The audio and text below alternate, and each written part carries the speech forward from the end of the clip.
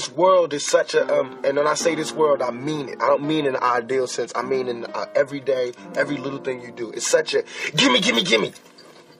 Everybody back off. You know, everybody's like, you taught that from school, everywhere. Big business. You want to be successful? You want to be like Trump? Gimme, gimme, gimme. Push, push, push, push. Step, step, step. Crush, crush, crush.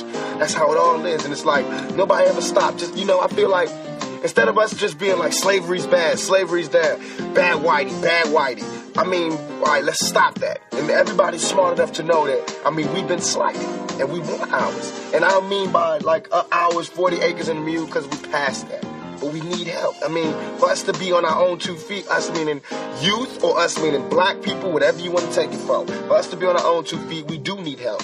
Because we have been here, we have been a good friend. If you want to make it a relationship type thing, we have been there, and now we deserve our payback. It's like, you got a friend that you don't never look out for. You know, you dressed up in jewels. Now America's got jewels, and they paid and everything, and they lending money to everybody except us. And it's like, you know, everybody need a little help on their way to being, you know, self-reliant. You know what I'm saying? That's the whole thing about the album, about the Special Olympics. Everybody need a little something and they to be independent. No independent person just grew up and was born independent. You worked and you learned teamwork and you learned cooperation and unity and struggle, and then you became independent. And we have to teach that and instill that. And why is it that they want to do that? I mean, if this is truly a melting pot in the country where we care about it, and Lady Liberty got a hand like this, she really loves us, then we really need to be like that. And it needs to be the black kids. If there's a white person who got money, then you need to help them. You need to help black kids, Mexican kids, Korean kids, whatever. But it needs to be real. And it needs to be before we all die, and then you say, oh, I made a mistake. We should have gave them some money. We really should have helped these folks. It's going to be too late. You know what I'm saying? And then that's when you got to pay your own karma. And that's when God make you punish. When God punishes you. Because I feel like, you know, there's too much money here. I mean, nobody should be hitting lotto for $36 million and we got people starving in the streets. That is not idealistic. That's just real. That is just stupid. There's no way Michael Jackson should have, or whoever Jackson, should have $1,000,000 billion and then there's people starving. There's no way. There's no way that these people should own planes and their people don't have houses, apartments, shacks, drawers, pants. If they earned it, then I think that's good, and I think that they deserve it. But even if you earned it, you still owe. Because look at me, I don't have that mega money, but I feel guilty walking by somebody. I got to give them some mail. And if I know I got $3,000 in my pocket, I feel like it's wrong to give that person a quarter or $1. It's wrong. Only you know what you got in your pocket. And that's wrong. No matter what they do, if they take it and drink it, they take it and drink it. But, I mean, you got. You understand? And we all know how hard it is, and it's not about if you good or you bad. So since it's not about if you good or you bad, we know that because he don't got don't mean he was bad. Or don't mean he's a criminal, or don't mean he's crazy, or a drug addict, or none of that. It just means he don't got. And ain't it bad that you got 30? I mean, can you imagine somebody having $32 million? $32 million. And this person has nothing? And you can sleep? You can still go to the movies about, I mean, and then these are the type of people that get humanitarian awards. Millionaires. How can they be humanitarians by the fact that they millionaires and there's so many poor people shows how unhumane they are. You know what I'm saying? And that bugs me. Not saying that when I'm never going to be rich, and you know what I'm saying? But I'm saying it's a struggle, and I think everybody deserves it. And I think there's a way to pay these people. I think there is a way. It just takes to be revolutionary. And it takes to do something out of the ordinary. You know what I'm saying? Like, I think that if we just said, okay, I got an idea. No more porno buildings. You know what I'm saying? Let's build houses. Or no more polo games. Let's build houses for poor people. You know what I'm saying? Or, look, okay, I know you're rich. I know you got $40 billion. But can you just keep it to one house? You only need one house. And if you only got 2 kids, can you just keep it to 2 rooms? I mean, why have 52 rooms and you know there's somebody with no room? It just don't make sense to me. It don't. And then these people celebrate Christmas. They got big trees, huge trees, all the little trimmings. Everybody got gifts, and then somebody's starving. And they're having a white Christmas. They're having a great Christmas, eggnog and the whole nine. That's nothing. What's going on, ladies and gentlemen? Welcome to episode 123, that 123 of the Josh Lopez Wrestling Podcast. Ring a ding, ding, ding. It's September 13, 2018. I want to give a shout out to my sister Alex, who's celebrating her 26th birthday today out there in Sacramento, California, one of the more shady places in the United States. But like we always say, you do you, I do me. I'm very proud of my sister. Have her own place and live her own life out in Chicago. I think it's pretty cool. So I want to give a shout out to Alex. I love you and hope to see you soon. My name is Josh Lopez. Welcome to the program. You can follow me on Twitter and Instagram at Notorious Joshi. I'm alongside the one and only Clown Prince Adam Daly. What's going on, my man? Josh, what's going good, brother? Listen, we're going to laugh at two things today, and I'm going to let you set the tone. I know this is a wrestling podcast, so one topic's wrestling related, one topic is not.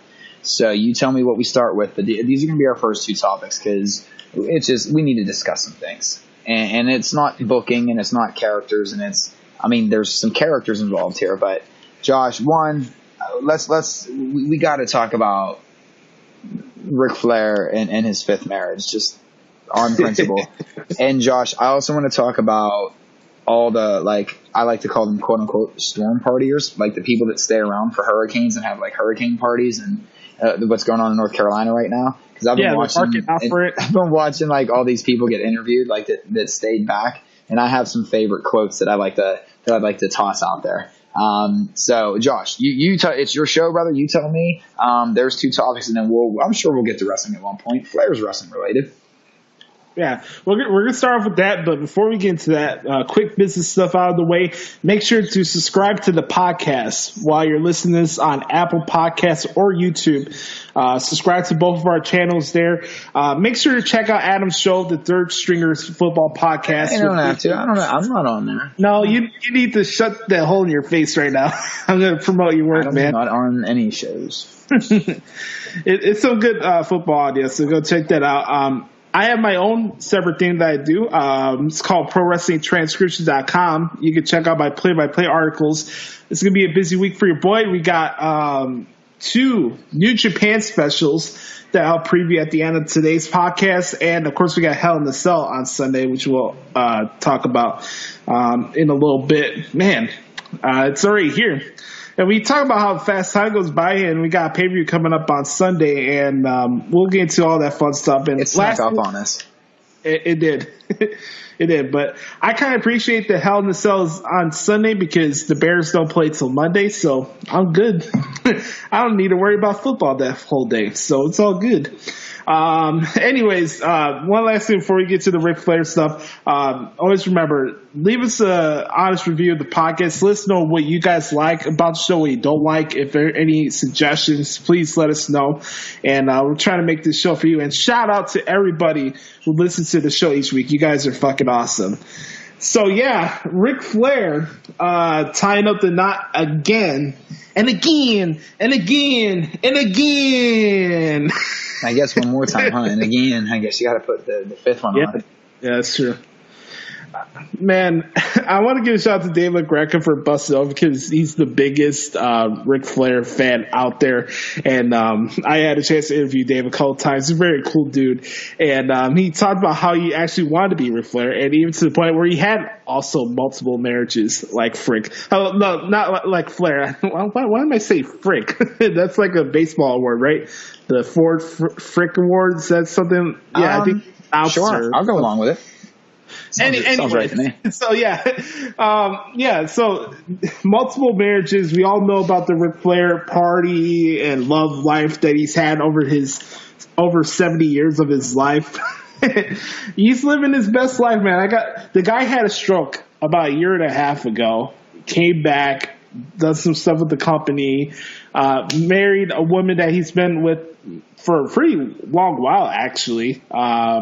Winnie, who used to be part of WCW back in the day. It was pretty cool. I just think the story is funny that we got to the point where he's on his fifth marriage, not in a negative or derogatory way, but it was just I wake up on Wednesday and it's like, oh, Ric Flair's got married again on TMZ, and the Undertaker showed up, and Dolph Ziggler brought down when he down the aisle and all this shit. You see Michael Hayes in his fedora and his little pouch thingy. What do you call those? The fanny pack? Yeah, he's rocking a pink fanny pack. And gotta have a fanny pack. It's pretty funny, man. Listen, it's none of my business. Good for Rick. I mean, good for, congrats. But I just have to, when do you just stop? Just stop getting married. Stop signing the contracts. You don't have to sign the contracts.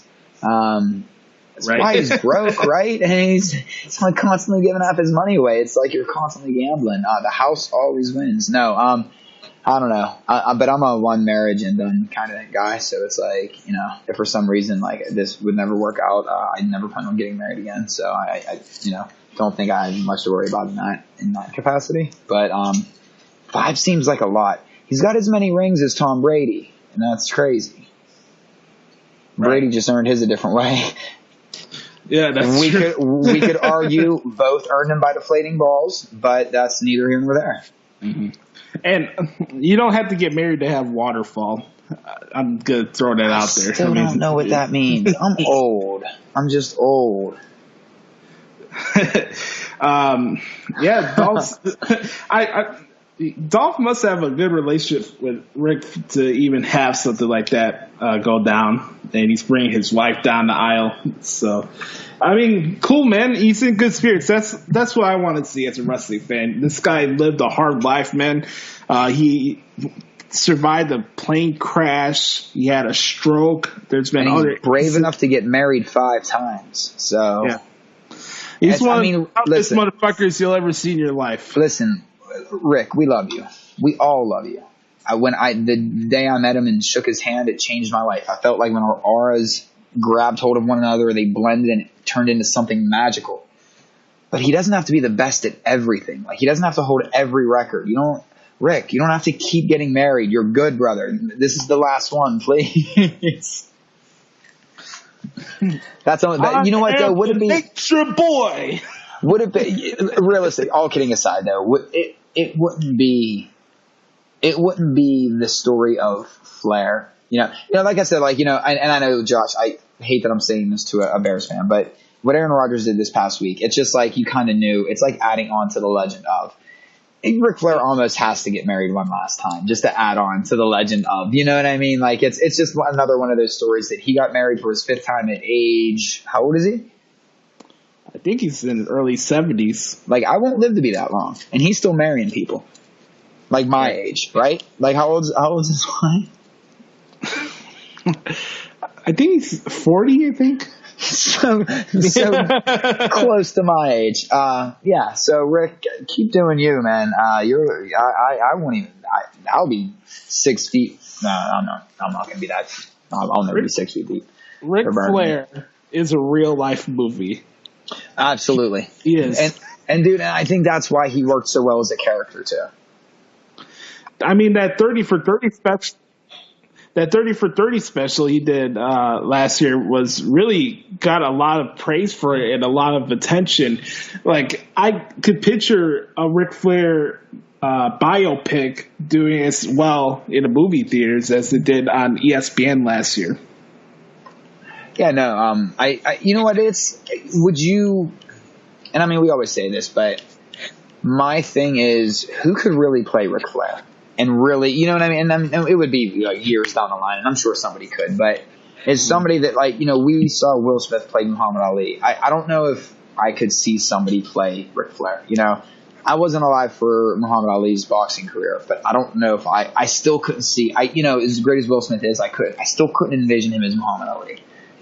So I just, it's one of those where you almost want the legend just to keep being told is legend almost, Yeah, it's not something that you want Zac Efron being. Oh God, no. Flair. Like Mark Wahlberg will get like, you know what I mean? They'll just bleach his hair. They'll make it, or they'll make him Owen Wilson. We'll just go, oh wow, instead of woo. He'll just go wow. Sorry, it's just a character trait of his in every movie that he's ever been in. Oh, shit. But yeah, I guess I don't know if there's a learning lesson here. Normally we have learning lessons. What's a learning lesson here? Be you. You know what? It's always for me. It's always like, no, you get married, you stay married. That's how it is. You know, it's what you do. You know, you don't give up. I don't know. Maybe you just keep rolling the dice. I don't know. That ain't my bag though. That's a lot of baggage. Do you think people are rolling the dice on Myrtle Beach right now? Not Myrtle. There are some places in North Carolina that are looking. It already looks pretty bad. And the storm didn't even start yet. So speaking of people constantly rolling the dice, Josh, let's talk about this. Let's segue, since we're talking about Flair country anyway. Let's talk about North and South Carolina. Hey, listen, and if you're listening to this and you're in the Carolinas and you're near there, please go somewhere and evacuate and be safe, or we hope that you're safe, or all of that stuff. Our thoughts with you guys. Yeah. Like, listen, we're not important. If you're like sitting back, like, yeah, hurricane, no, turn us off and go, so you can listen to more episode 124. But listen, here's excuses I'm not going to take for. I mean, I guess I could. I can't. When everybody is saying, hey, you need to get out of here, we're all leaving. I've never understood, you know what? I'm the one that knows better. I'm going to stay. Yeah, but we think all the experts, everybody that, it's going to be the worst storm in your lifetime. I'm pretty prepared, though. But I repeat, I mean, you've never seen a storm like this in your life. Yeah, I'm prepared though. I'm pretty self-confident that I'm prepared. Can we stop with this self-confidence bullshit? Yeah. You're only fooling yourself right now. Person number 2 of hurricanes that I don't like. Hurricane partiers. Oh, let's all get drunk and we're going to just party in the hurricane. That didn't work out too well for people in Katrina. Yeah. I know a friend of mine was actually down there. She flew down there because they knew a hurricane was happening. Her and her brother of mine, good friends of mine I grew up with, they both went to southern Mississippi. So they flew down, or she flew down rather. And to make a long story short, it was like 6 days where like nobody heard from her. It was like, oh, like what is going on? So long story short, like I mean, it's great TV for me that likes to watch knuckleheads like with real shitty butterfly tattoos on their chest and like a stupid horseshoe like nose ring, like these like North and South Carolina hillbillies that like, oh, we're just gonna hunker down. If I have to hear hunker down one more time, and it's like oh man, there was a Wu-Tang shirt there today too. So listen, Wu-Tang is for the children, and you got to get your kids out. I don't know, Josh. What are your thoughts about people that hang back during storms like it? And listen, I understand if you have nowhere to go, stuff like I understand there are certain situations, but like I don't get the people that are so overly confident. They're like, oh no, we got this. We're gonna go out and like party and like, yeah, it's nothing. I don't know, man. Like, what do you think? I don't know why anybody would mark out for a hurricane or a tornado. Like, you're on the edge of the seat, not only for it to come, but actually look at it. Like, by the way, I wonder why there hasn't been a report about actual tornadoes that could happen in other states that surround Carolina like this, because I don't usually hear about hurricanes coming into that type of area. It's usually more Florida or even farther from that. Right. Well, I will admit, this is where I'm such a conflicted person all the time. And that's why I think I'm so self-loathing all the time, because I'm always at a constant. I'm my own devil's advocate. So don't worry. It's not just with everybody else's opinion. It's my own opinion too. But like, I am fascinated with like weather patterns, and especially weather that's like this powerful. When they were showing the satellite images, dude, and which I'm sure it's fake because so was the moon landing. But but when they were showing this hurricane from space, man, this thing was so massive. Like it's like breathtaking. It's like fascinating. So like I'm totally fascinated by this stuff, and like just the destruction and like how powerful it's just something that I've always feared. I've always been fascinated with. It's easy though when you live in Pittsburgh and we don't really get hit. Like, I've had one tornado in my lifetime that like fucked up my high school graduation that I didn't really give a shit about anyway, so it was cool. It was all good. But But other than that I don't understand, like, from an outsider looking in, like, I understand you don't want to leave your home, you don't leave this, but that's why you have insurance. Like, they were showing, like, how many people don't have, like, flood insurance, that, you know, they just get hurricane insurance. They don't think, wow, hurricanes, that probably doesn't come, you know, flooding won't happen with a hurricane. It's just winds, right? Water doesn't come. I just live next to a beach, right near the beach, boy. You know, I don't know. It's just, I'll admit there is, you know, but the other side of me is, like, people are going to lose their homes. There's going to be fatalities. There's going to be, you know, all this destruction. So that's the conflux of the personality that is me.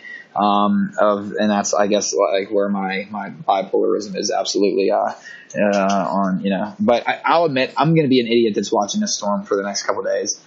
Because I just like seeing, I don't know, I know it sounds horrible because so many people are going to be suffering because of this. But I wonder why, no, I don't wonder why. I'm picturing a guy in a straw hat just bringing out his guitar and playing Hank Williams and Willie Nelson. And it's like, I'm not going to build out any Willie Nelson. I don't remember any of the lyrics to it, so. But yeah, I can picture a guy like that just playing Alan Jackson or Willie Nelson, Johnny Cash, if you will. Yeah, we got some Folsom Prison blues. Yeah, you're gonna feel the blues in a couple minutes. Get your ass inside or leave. Do something. What's wrong with you? And you know, it's just because I've been flipping around all the channels to see like what reporters they put where, because like everyone wants to fucking cover this, and it's you always see people in the background like dancing around like it's all like fun and games. And I'm thinking, like, man, in like 6 hours you're gonna be underneath the table crying. It's like shit's gonna be blown through your windows. Like, of course, I don't want people to suffer, but if you're asking for it, I guess, like, leave, go somewhere. It's almost like red pill, blue pill. Red pill says you get to survive. Blue pill says, fuck it, you're playing Russian roulette. Screw it. It's 2018, man. Give me the blue pill. Trump's president. We're doing it all. All right. I'm telling you right now, brother, I know Chicago will never have a hurricane, but if it does, there's one place I'm going, and it sure as hell ain't Cleveland. I'm going to Pittsburgh. I'm not even thinking twice. I'm just going to spend a weekend with you guys and just see how this shit plays out. Yeah, Pittsburgh. Well, it's, you know what? We'll end up getting a bunch of rain from this. This will swing our weather patterns like that. You know, this will mess with us eventually because it hits so high. But the one thing that is a little frightening too is they were showing this storm's like bearing down on like 8 different nuclear plants. So this thing better slow down pretty soon. Otherwise, but it rained for like 24 straight hours here a couple days ago, and like, dude, it didn't stop. Dario. Yeah, so we have Ric Flair getting married. People are excited for hurricanes for whatever reason, and we got our fierce leader, and I'm using those words with air quotes right now. I'm saying that very loosely. Going on his soapbox about an island that he could give 2 fucks about right now. And I'm not going to go in a whole rant as I would usually in these type of situations, because it just gives more power than that guy already has, and he doesn't need more of an ego boost. It's frustrating. I have family members who lived in Puerto Rico their entire life that had to come to the city for a couple weeks and a couple months by that just to make ends meet and just, you know, have a place to live, because their neighborhoods were fucked up and torn to shreds due to 2 hurricanes that went through Puerto Rico. I have my opinions about Puerto Rico being its own country, as it should be. I understand it's a U.S. property. I don't give a shit, because this country hasn't give a rat's ass about Puerto Rico ever since they proclaimed that property. So I don't look at it as a state. Whether you want to be like, it's only fucking common sense. It's a state. Get over it. No, I ain't going to get over it. Because the United States does nothing for Puerto Rico besides giving it a pat on the ass and gives a couple of televisions out for their tourist area in San Juan. What did they do for Juncos? What did they do for Ensenada? All these other places that are broken down and have no electricity. or water or food supply. How about that? Yeah, I've never understood the relationship. Like, I understand it's probably, there's benefits to being a U.S. territory, but I'm sure that there isn't, I'm sure there's, listen, let's face it, the American government's making out, I'm sure, in the deal, whether it be through tourism. I mean, obviously not recently, but, whether it be one way or the other, I'm sure that there's, I don't know, man. The Puerto Rico situation hurts my heart because that's a lot of people. That's a lot of lives to lose for somebody to try and spin it as being nothing but other than a failure. When you find crates upon crates upon crates upon crates upon, like, enough water to feed a small city. It's disheartening that people still can't say this is wrong. I'm not saying anything other, like, just from a human standpoint. 3,000 lives. Now, these are American lives. It's Puerto Rico. You could argue, because the death toll in 9/11 was just about that, but that was international. That wasn't just American lives. That was, Puerto Rico, which I'm sure wasn't all American lives there. It was still predominantly Puerto Ricans that were down there, which are American citizens. So you could actually say that this was more devastating than 9/11 from a fatality standpoint. And to say that this is fake news, or to try and spin this, and to have people still like buying and drinking the Kool-Aid, that's what's frightening. Because the people that claim the biggest puppets in this country are the ones that are being played by the marionette. So. Last non-wrestling thing we'll get into today before we get into wrestling. I've heard this debate about preseason and whether or not it curtails success for a football season. I'm just going to tell you there's two things you can't tell and you can't prevent. Injuries and play on week one. Mm-hmm. There's no exact science on how preseason details what's going to happen on week one or what injuries you can or cannot prevent. Yeah, preseason was a joke. Week one was a tough watch this week. Like, and to give everyone who listened last week, especially our international listeners that might not have, they heard us with our Bears Raiders big trade. Here were the results. Both of our teams lost. He got a hell of a game out of Khalil Mack. We got beat down, and we probably would have given up 30-some points anyway. So I don't know if really much changed, except you guys got an exciting-ass player. But you know what sucks is, like, and this is what sucks, is, like, I realized that, like, I don't want this, but I have to do this, Josh. And this is where I'm going to get heat. And I know I'm going to get heat from a lot of your listeners, too. But I typically don't wish ill on fan bases that I don't care about. You know what I mean? And I don't mean don't care about, but I mean, like, if I don't have, like, a reason, I like seeing my friends happy. I don't care. But we have your first round draft pick. So I kind of got to be petty because we need that pick to be high. You know what I mean? Like, I can't be like, hey, I hope you guys make playoffs. Like, I don't. We need that draft pick to be high. We had to actually, your results, like, even though you're in the NFC, your results actually do directly affect us, like, next year.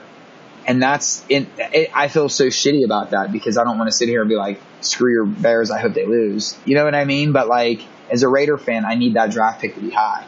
So I'm so torn as far as that goes. But you would have a better chance of that happening if John Fox was still our coach. I was down in Carolina when he was down there, when he was a coach down there too. I don't know. I'm not a big John Fox guy. No, I'm saying you guys would have a quicker chance for the high pick if John Fox was still with the Bears. Yeah, I don't know. I mean, like I said, I don't know how you guys are gonna finish up. And I hate to say, I need you guys to lose, but we do. We need you guys to lose. I hate to be that guy, but it's about the helmet, not the player. I'm sorry, Chicago fans. You guys would do the same. Don't give me that. You would do the same damn thing. If we traded you our first round pick for someone, you'd be like, you know what? Fuck, we need them to lose. Well, I could hope for the same thing because your guys' GM gave us a second round pick that we didn't need. Oh, it's going to be high too. It'll be a high second round pick. So you see why I need your first round to be so. I look at the trade. I've always looked at the trade as a win-win for both teams. Actually, yeah, it's going to be. Mm-hmm. Listen, what people picking apart the Raiders again after a week 1 game. There's our problems on defense because we've had problems on defense. Even when Mac was there. Yes, sir. I have to ask you this. What did you think about the clip of Gruden talking to Lisa Salters last Monday saying that Mac didn't want to be there? He's right. He's absolutely right. He's bullshitting every one of you guys up there. He didn't want to be in Oakland. He's about that money, man. He's playing a sob story to make it look real good, but because he knows there's a bullseye on him because he's the, 25 million. How much is he making per year? 25, 26? 23. 23? Yeah. I mean, so, and like I said, to me, if you're going to pay a defensive end that much, I made a point on a football podcast, and this is just, neither here nor there, but the reason why quarterbacks usually get those contracts are, the year that the Raiders actually made the playoffs a couple years ago, and I say actually because it's very rare air when we do. Our quarterback came from behind in the fourth quarter to win us a game, I think 7 times that year. Khalil Mack, I could argue, won us maybe 1 game. That's the difference. So Mac wasn't going to win us games, but our offense isn't going to win us games either in Oakland.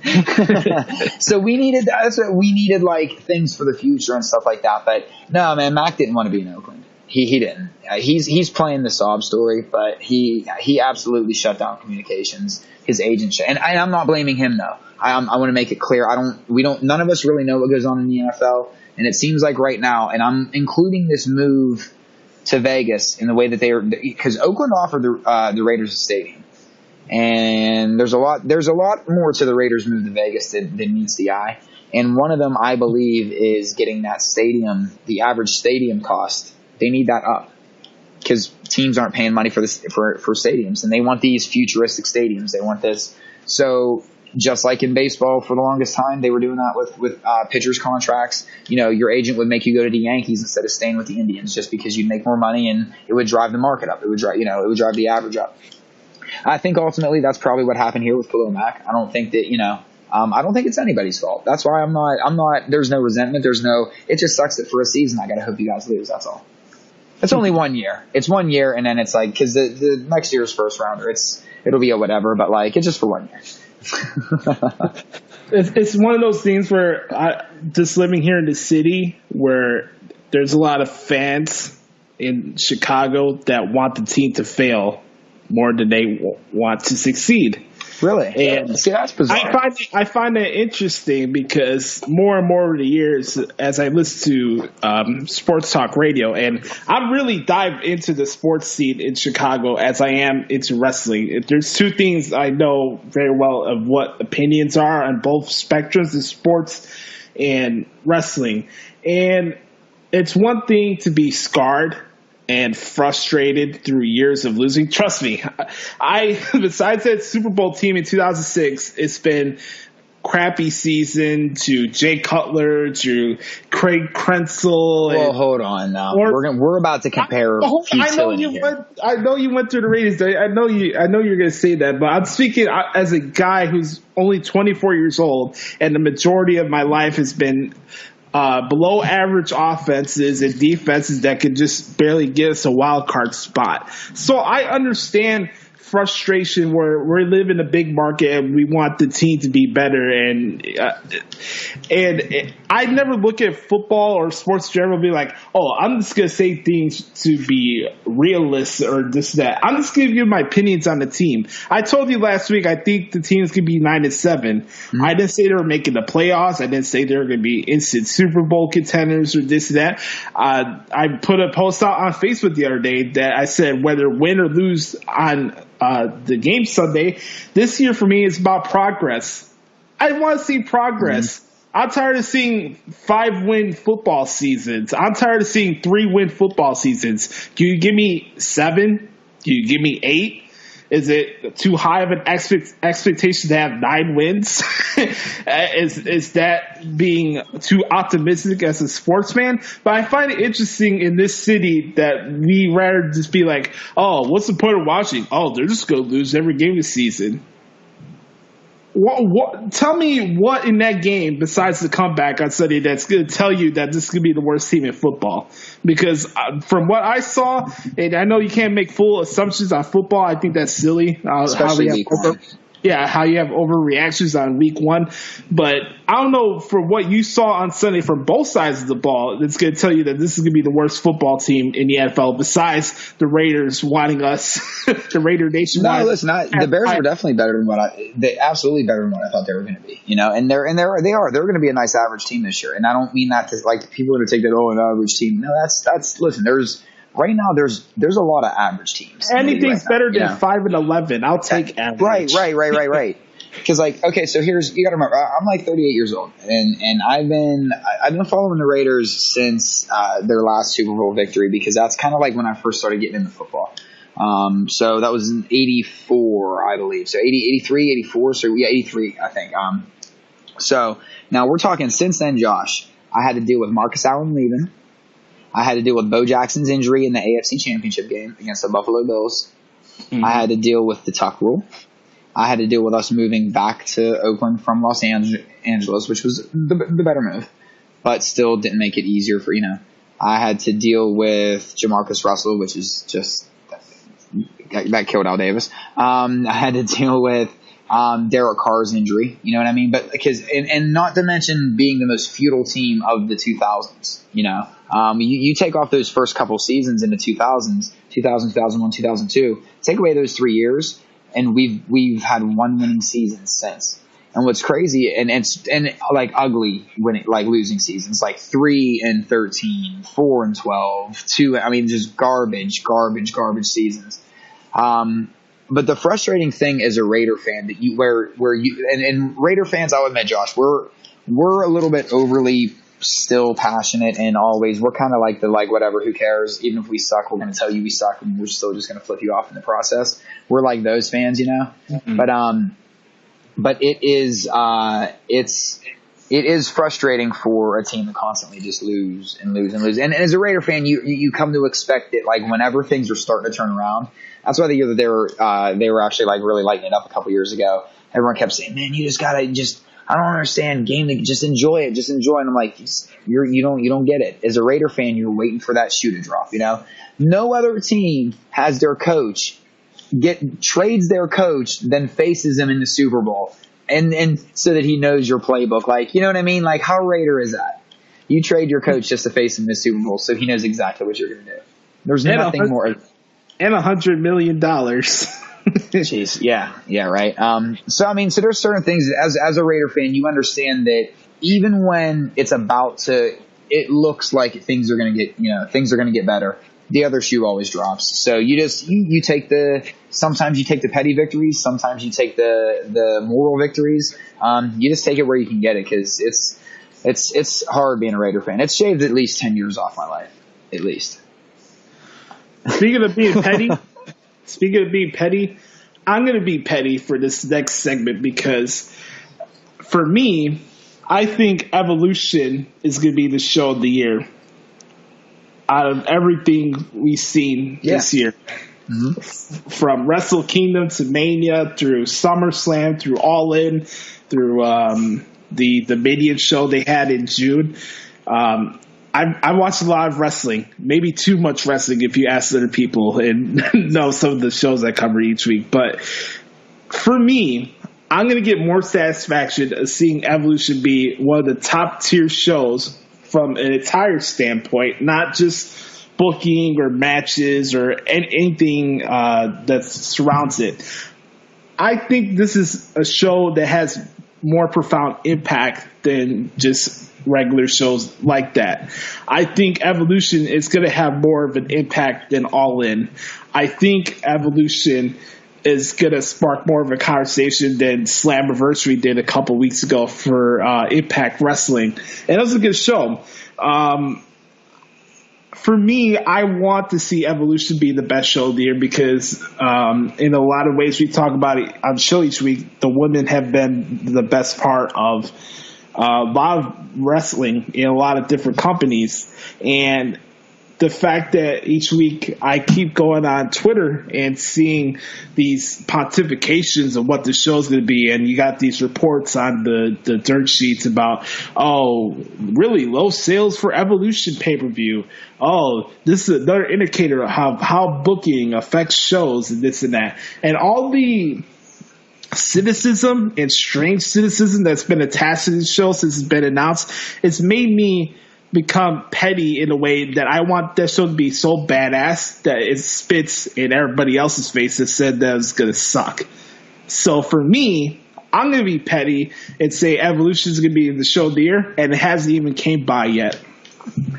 Well, you know what? I guess for me, it's and I know people are going to laugh at this, which is fine, but even because I know that they're going to be pulling, you're going to have people you're going to have women that are going to come in as one-offs. You're going to have women who are coming up from NXT. You're going to have, you're going to have people coming, or women coming back from the past. Just like they keep building this up. It's almost kind of giving you an all-in type of vibe. Because it's going to be, and I get it. This is probably something they're going to start doing on a yearly basis, and they should. And that's kind of where I'm going with this. The first one's always going to be different. Again, let's go back to the first WrestleMania, right? The first WrestleMania, some of the matches in hindsight now, as great as they are, if you were a diehard wrestling fan, if wrestling Twitter was going on back then, we would have been shitting all over the card. We would have been. Right. Where's the wrestling matches? Where's the real storytelling? Why are they bringing in all these outsiders? We would have just been totally shitting on it. So what I think the problem is with Evolution is that it's the first. You want to make a name because you need to let the casual fans know, hey, this is still going on. Because I think there's some casual fans that still don't know that they're taking women's wrestling this serious. So when you set up a match like an Alexa Bliss versus Trish Stratus, which makes sense, guys. I know that we all want different things because we have our favorites, but we have to think when it's the first, we have to think business first and what can set up further evolutions down the line. And to think that this is going to be the last one, or that if you complain enough, this will just go away and they'll never do this again, you're wrong. Women's wrestling is here to stay. And if you want to debate me on that one, we're talking about 15 or 16 years when one of Triple H's daughters is WWE SmackDown champion. Just tossing it out there because this is women's wrestling right now has been just as engaging, if not more, than the men's division right now in WWE and all over the independent scene, all over different companies, no matter where you're at. So, Josh, I think we could look at it one of two ways. Okay, last year Super Bowl got pretty high ratings, didn't it? Yep. Eagles in New England, right? Yes, sir. Big markets, huh? Mm-hmm. Well, who booked that bullshit? Because I didn't want that in my Super Bowl. Maybe I'm tired of seeing the New England Patriots rammed down my throat. And you know what? I don't even really care that much for the Philadelphia Eagles. Just because I like Chris Long doesn't mean I like the team. That's kind of like the argument you guys are all making. This is a culmination of years upon years upon years. And I know there's been other women's only pay-per-views. There's women's only promotions. We have to again separate WWE from everything else. So this is like Super Bowl one. This is like the first, you're going to get more. This is like the first Grammys or VMAs or whatever. You're going to get more placating to the variety than you are to maybe like what's already set in stone. And I love that everybody's already jumping the gun on, well, we wanted to see Charlotte and Becky at Evolution for the title. Can't we still? Like, neither of them are booked for Evolution, right? Not that I know of. Okay, so why couldn't we still? But here's another thing. Like, everybody's like, oh, this is stupid. You're mixing in 3 pay-per-views in the span of a month and a half. Well, you got to get Hell in the Cell out of the way because that's the only pay-per-view in September. The only showcase for the men that's going to be coming up next is the Australia show. And that is still, in a ways, looked as a house show more than a pay-per-view. So that's what you're going to see the dudes. The main pay-per-view of October is Evolution. So you're getting clouded by the promotion of a house show in Australia as it's a pay-per-view, but not actually looking at the stories that's being told along the way with the characters on the show. And yeah, I get it. Why would you have Becky and Charlotte on Hell in a Cell, the Australian show, and Evolution? Why not? And listen, and see, that's my thing too. Like, I don't think this is a one match and done kind of scenario with these women. So, you know, it might make more sense to drag this out to Evolution, to where it culminates at Evolution. You know, you know what, Josh? And I think I have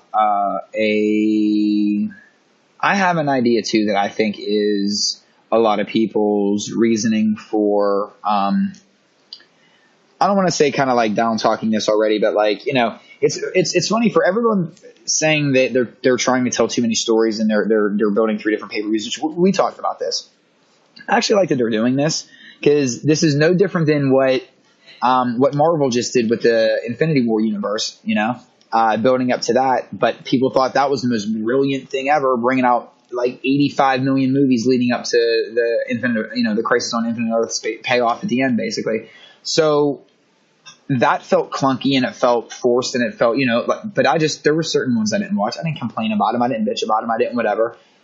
How is it any different here? They're building up to 3 different stories that ultimately are going to end up converging at Survivor Series. And I think that's what a lot of people are missing, is that there's a lot of stories being told right now that the finale is probably going to be Survivor Series.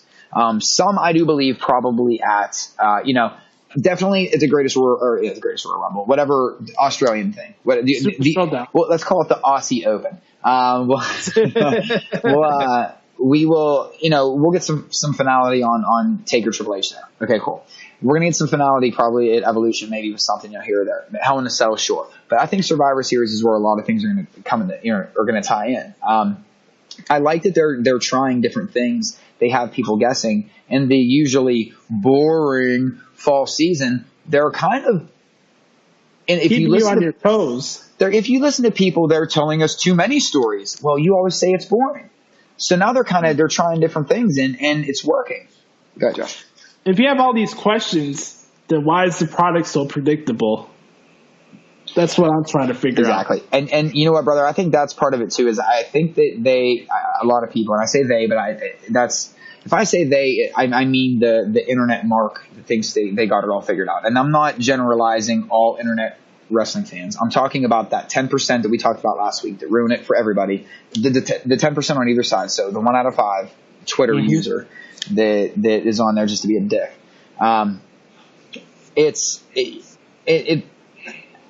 I guess for me, Josh, too, it's like, okay, with Evolution coming up, and again, building it as it's the first of its kind, and building is probably so that they can have this year after year, and bringing back, I'll admit I think it's Lita versus Mickie James is a weird combination, but it's only weird because we don't know the payoff yet, you know. And I think that's, I guess it's a strange combo, I should say. But maybe we thought as wrestling fans there was going to be more of like returning women versus newer women, and that kind of thing. Or the ultimate catapult to what I'm really trying to say out of everything, all the different reasons why I gave that people are trying to pick this apart, all the petty reasons that don't make any sense. This is the pettiest one, and I promise you this probably has more to do with it than anything else. AJ Lee's not going to be there. Yep. And so instantly, you're going to have a certain percentage go, well, this is going to just fucking suck because AJ Lee won't be there and she deserves to be there. And she's the reason why. I love AJ Lee. And I would rather see AJ Lee come back than CM Punk. I'll be the first one to say it. Yeah, you could co-sign me on that one too. But I don't think that you can blame WWE when Vince McMahon himself reportedly reached out to AJ Lee with a very wide open door and said, so this is where we have to stop, like with the resentment towards situations that are none of our business, and just kind of enjoy and I think once we get closer, Josh, once October hits and it starts to get closer and the matches start to heat up and the stories are really coming, because this is different because this year they had to start promoting it a little bit early to get to get it out there, to get the awareness out there, let people know they're starting to do something new. Don't you get the feeling that come mid-October, people are just going to be boiling over like, I can't wait for this pay-per-view? I don't know, man. I don't know why they wouldn't. Unless, and listen, if the women's division isn't your bag, that's fine. But you're the same people that are knocking men's pay-per-views too that might have only like one women's match on it, So, right. Where are we just not nitpicking, or is this just because if that's the case, then welcome to having each separate but equal. It wasn't always going to be, all the women that you wanted pushed, and it wasn't always just going to be the 4 horsewomen all the time. It wasn't going to be. They were going to develop a division, characters, depth, role players, enhancement talent. It was all going to happen, and whether your character fell into a certain category or not, oh well, it's their company. I don't like some of their moves. I'm not saying always, it's always okay what they do, but it's their company. It's entertainment. They can make up any statistic they want to. Yeah. Trust me, I understand that the large majority of the main talking heads in this bubble that I don't live in, that Punkster doesn't live in, they have this mindset that's still the 70s and 80s, unfortunately, and it's male this, structured this, same way how NWA and AWA are presented in that. And I understand that the territories back then did feature women like Sensational Sherry and Baby Doll and all these characters in the past, like Medusa. But the fact that we're having the Mixed Match Challenge coming back next week, we got this pay-per-view coming up, and you're going to get more of a Ronda Rousey push as we head towards WrestleMania season. I think people are kind of getting uncomfortable with the fact that you're getting more and more of a female presentation than what you've been used to for over 40 years. You've been watching wrestling, and it's always male gets the main events, males mostly dominating the entire show. Things are changing, ladies and gentlemen. Things are changing. And I think it's for the better that you are getting more women of a spotlight. You have the Mae Young Classic going on right now. There's a lot of things going on in WWE that's female-oriented, and it's not forcing the issue or pumping up Stephanie McMahon's ego. It's just time. It's for every woman in the company to actually get the spotlight that they've always deserved. It's an opportunity. Nobody's telling you that you can't see, your favorite Seth Rollins and Finn Balor and other guys on the roster having 30-minute matches. It's not, the women are taken away from 5-star matches that's going to give Dave Meltzer's you-know-what hard. You have women who are talented that can perform to that level like other guys. And the fact that you're getting kind of timid and you don't know how to feel about the women getting more of a spotlight on the pay-per-view. Look, you got Maurice and Brie Bella in a mixed tag team match on Sunday. You got Becky and Charlotte. You got Ronda Rousey and Alexa Bliss. You got 3 matches. They're some of the biggest matches on this pay-per-view Sunday. And they have women on it. Are you offended by that? Is that bad booking? Is that not listening to your audience? Like, I get annoyed by the week-to-week workshops, if you will, on Twitter of how WWE doesn't listen to their audience. Because you look at the reasonings and you see these threads on Twitter, none of these comments ever make any sense as to what's actually happening on television right now. It's lack of patience, man. That's all it is. And I don't want to say lack of patience because that's unfair to WWE in a way, because as consumers, we should know that when people are telling a story, you always want to leave the audience wanting more. So if you want more, if you're not getting, if you're watching a WWE show, I don't mean that if the show totally sucks and it's like, man, this, whatever. I get it. You obviously want more because you feel like you didn't see anything. But the job is for them to drag you along all the way until Evolution. So that we get more and more hyped up for the pay-per-view, so that it's just not, it's not like, okay, listen, here's all the matches right now. Hold on. Yeah. It's going to be a fun show. I mean, And like Adam said, I mean, the show sucked. I mean, yeah, it happens. I mean, not every wrestling show is gonna be awesome. I mean, I watch Ring of Honor shows, I watch Japan shows, and not all of them are great, guys. it just comes with the territory. But I think that too many times we try to project our own agendas on what should be and what should not be, and I don't think that's right. I don't think that's right. It's not telling you how to be a fan. My point is that we have something really cool, that's something that's different in this market of wrestling that we haven't seen before, where you have women being highlighted to this extent that we haven't seen before in this business before. And I think it's pretty cool. It's something that's never happened before. And whether it succeeds or not, we'll have to see. But the worst thing in life is not knowing what would happen if you don't give something a shot. And that's how I'm looking at it. Yeah, this pay-per-view could suck. I'm not going to say it's going to, because I think it's fucking stupid. You don't know what other matches are going to be on the show besides the title matches that are already announced in Mickie James and Lita and Trish and Alexa Bliss. What other matches could be shown up? What other women from outside the company could arrive that you don't know who's going to be on the pay-per-view? It's just silly. It's silly in ways, because these are the same people 4 years ago that were going on soapboxes and agreeing with everything AJ Lee was saying on Twitter. And these same people are now saying that the pay-per-view is going to suck because she's not on it or they're not getting the matches they want. I think that's stupid, but that's just my opinion. Here's an opinion. I think it's just interesting. Maybe there's some days it's good to just look in the mirror and say what you say, and when you're looking in your own eyes and saying it. But just I want you to think about it this way. They're building a pay-per-view up with all women that tell stories, and they might have like 20 to 30 women on it. They're talking 50. I don't know if they'll get 50 on there, but like, say 20 to 30 women on the pay-per-view. However they do it, it's going to be fantastic. Or we can watch an all-men's pay-per-view that does the same exact thing. They do the same moves. It's the same everything, except you're watching men in underwear, a lot of baby oil, small underwear, a lot of baby oil.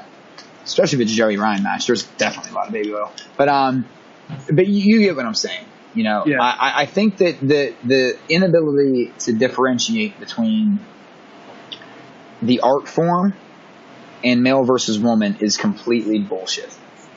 Because at the end of the day, I'm promising you, there's a hell of a lot of people in that locker room, and there's a good percentage of that locker room that can't do what Charlotte Flair does in that ring.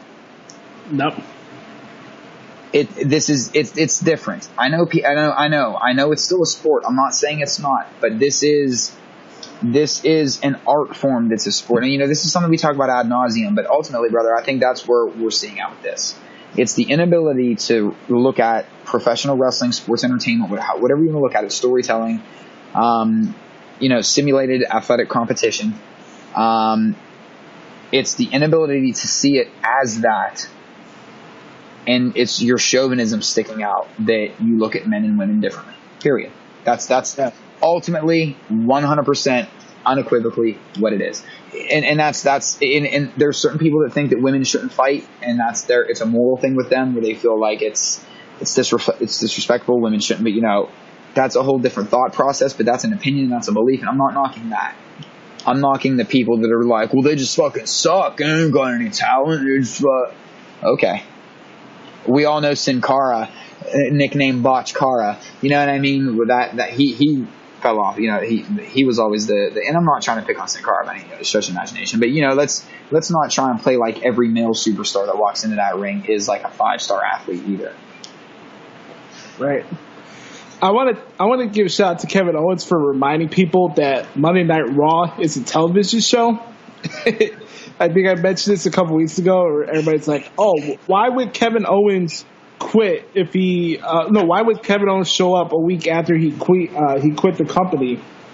And that promo, I'm going to play for you guys this week as the intro for the show this week. it's the furthest illustration to every point I brought to the show over the last couple of years of this is a weekly epic Sonic show. And everything he said on Monday explains why he ran that quitting angle. Now we see what's next. You know what kills me, man, is that how old do we have to be, and how long do we have to watch a certain product to start to figure out that the attack happens and the explanation always happens the week later? It's called ratings, guys. It's called putting you on the hook and then reeling you in. It's serious. It's Carney Vaudeville 101. This is easy stuff, guys. And we're overlooking this because you want every episode to give you all the answers. Like this is you're making. We always say, I don't want to say we, but the wrestling bubble's excuses. Well, it's lazy WWE writing. You know what? I never think that, but you know, it's not like WWE's writing staff is that, they're not getting challenged anymore because we are very easily fooled. We believe everything we see on the internet. We believe everything that somebody puts out. The lines have been blurred so much. They don't really have to do much anymore. You guys are all tripping over your own feet, you know? So in a way, it's kind of more laughable to me. In a lot of the ways, the bubble is writing the story for what's on the show. Mm-hmm. To think that they're not as they're still bringing in money hand over fist, and parents are still spending money on their children with this product, hand over fist, and while all you college age kids are getting so angry that you know better and you're not getting what you want out of it and all this stuff, and I spend money too. No, you buy alcohol at these things. You're not there with a family of four, and there's a business model, man, and that's, I don't know, Josh. Ultimately, I think it amazes me that we still. It's almost like a thing that bothers me, Josh, and this is tied into all sports or anything of life for that matter.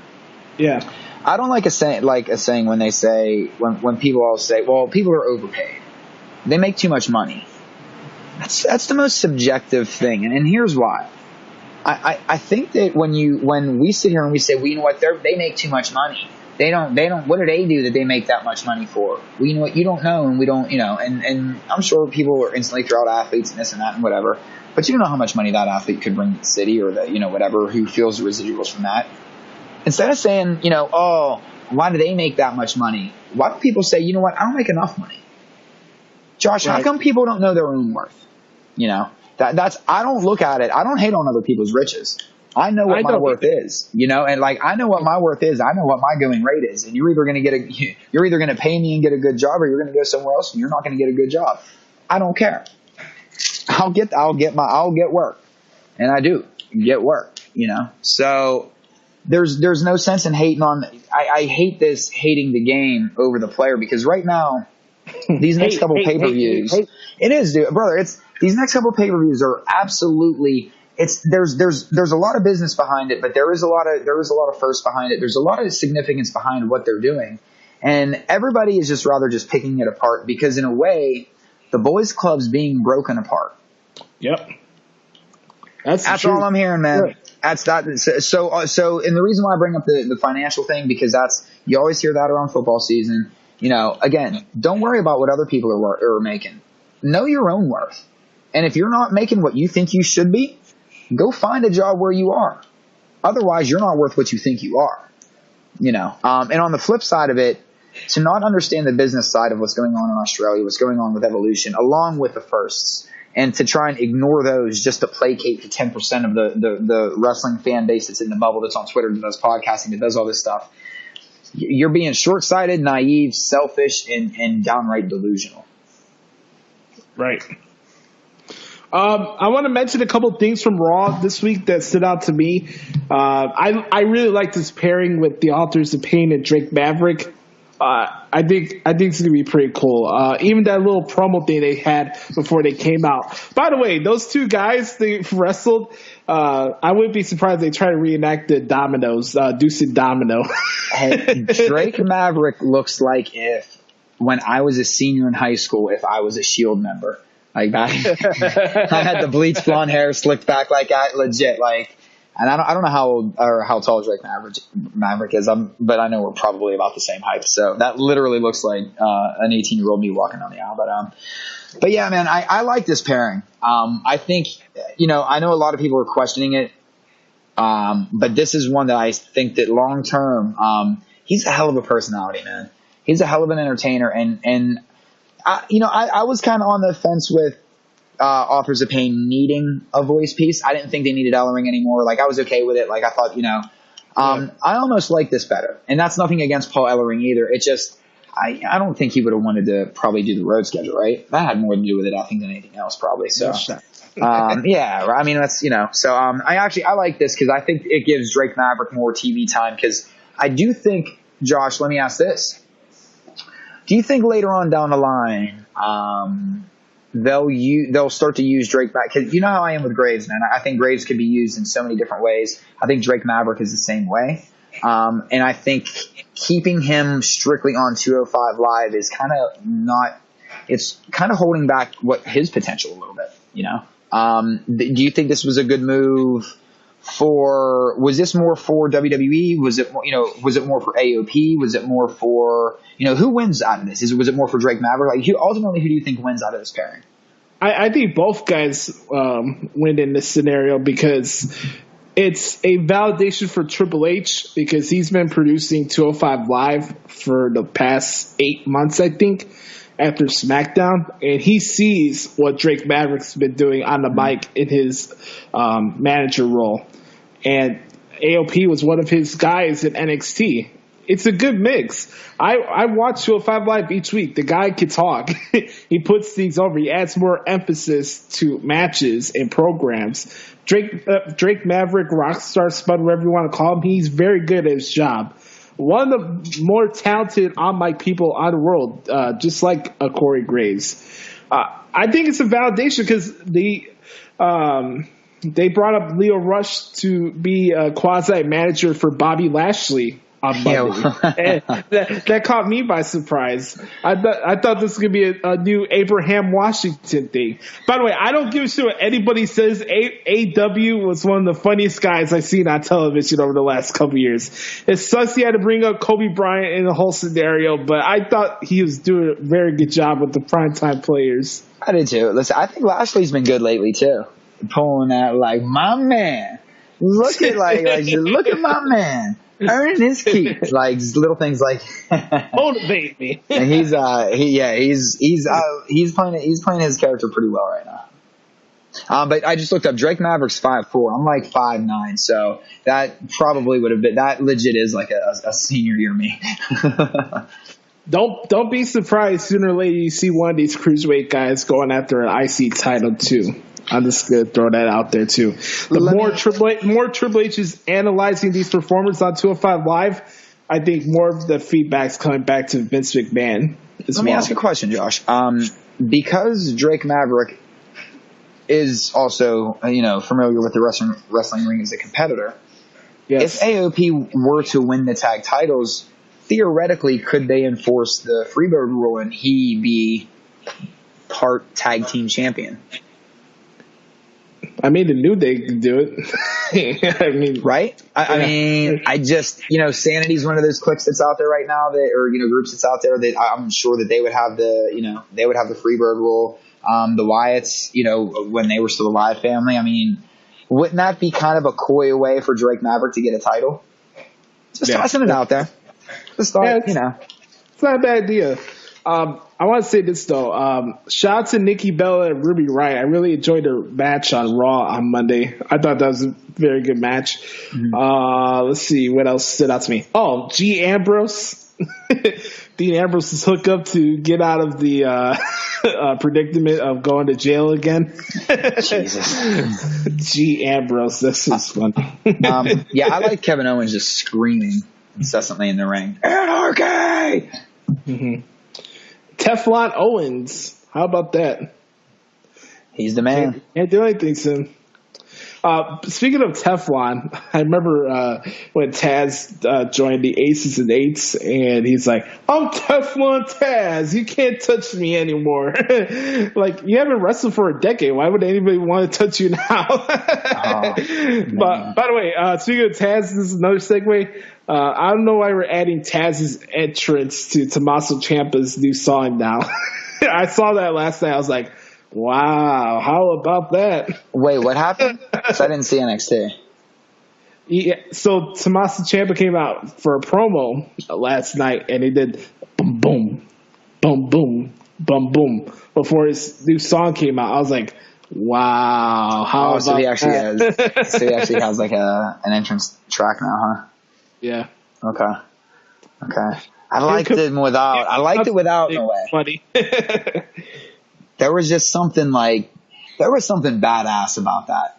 Just walking out to just that chorus. But see, that the problem, herein lies the problem, is people start to dig a character like that, you know? Like, Ciampa's the type of guy that in the late 90s, brother, would really have turned into that Austin type of character. Yeah, and people are going to start chanting Ciampa before he comes out. You'll see Ciampa 316 shirts. Yeah, exactly.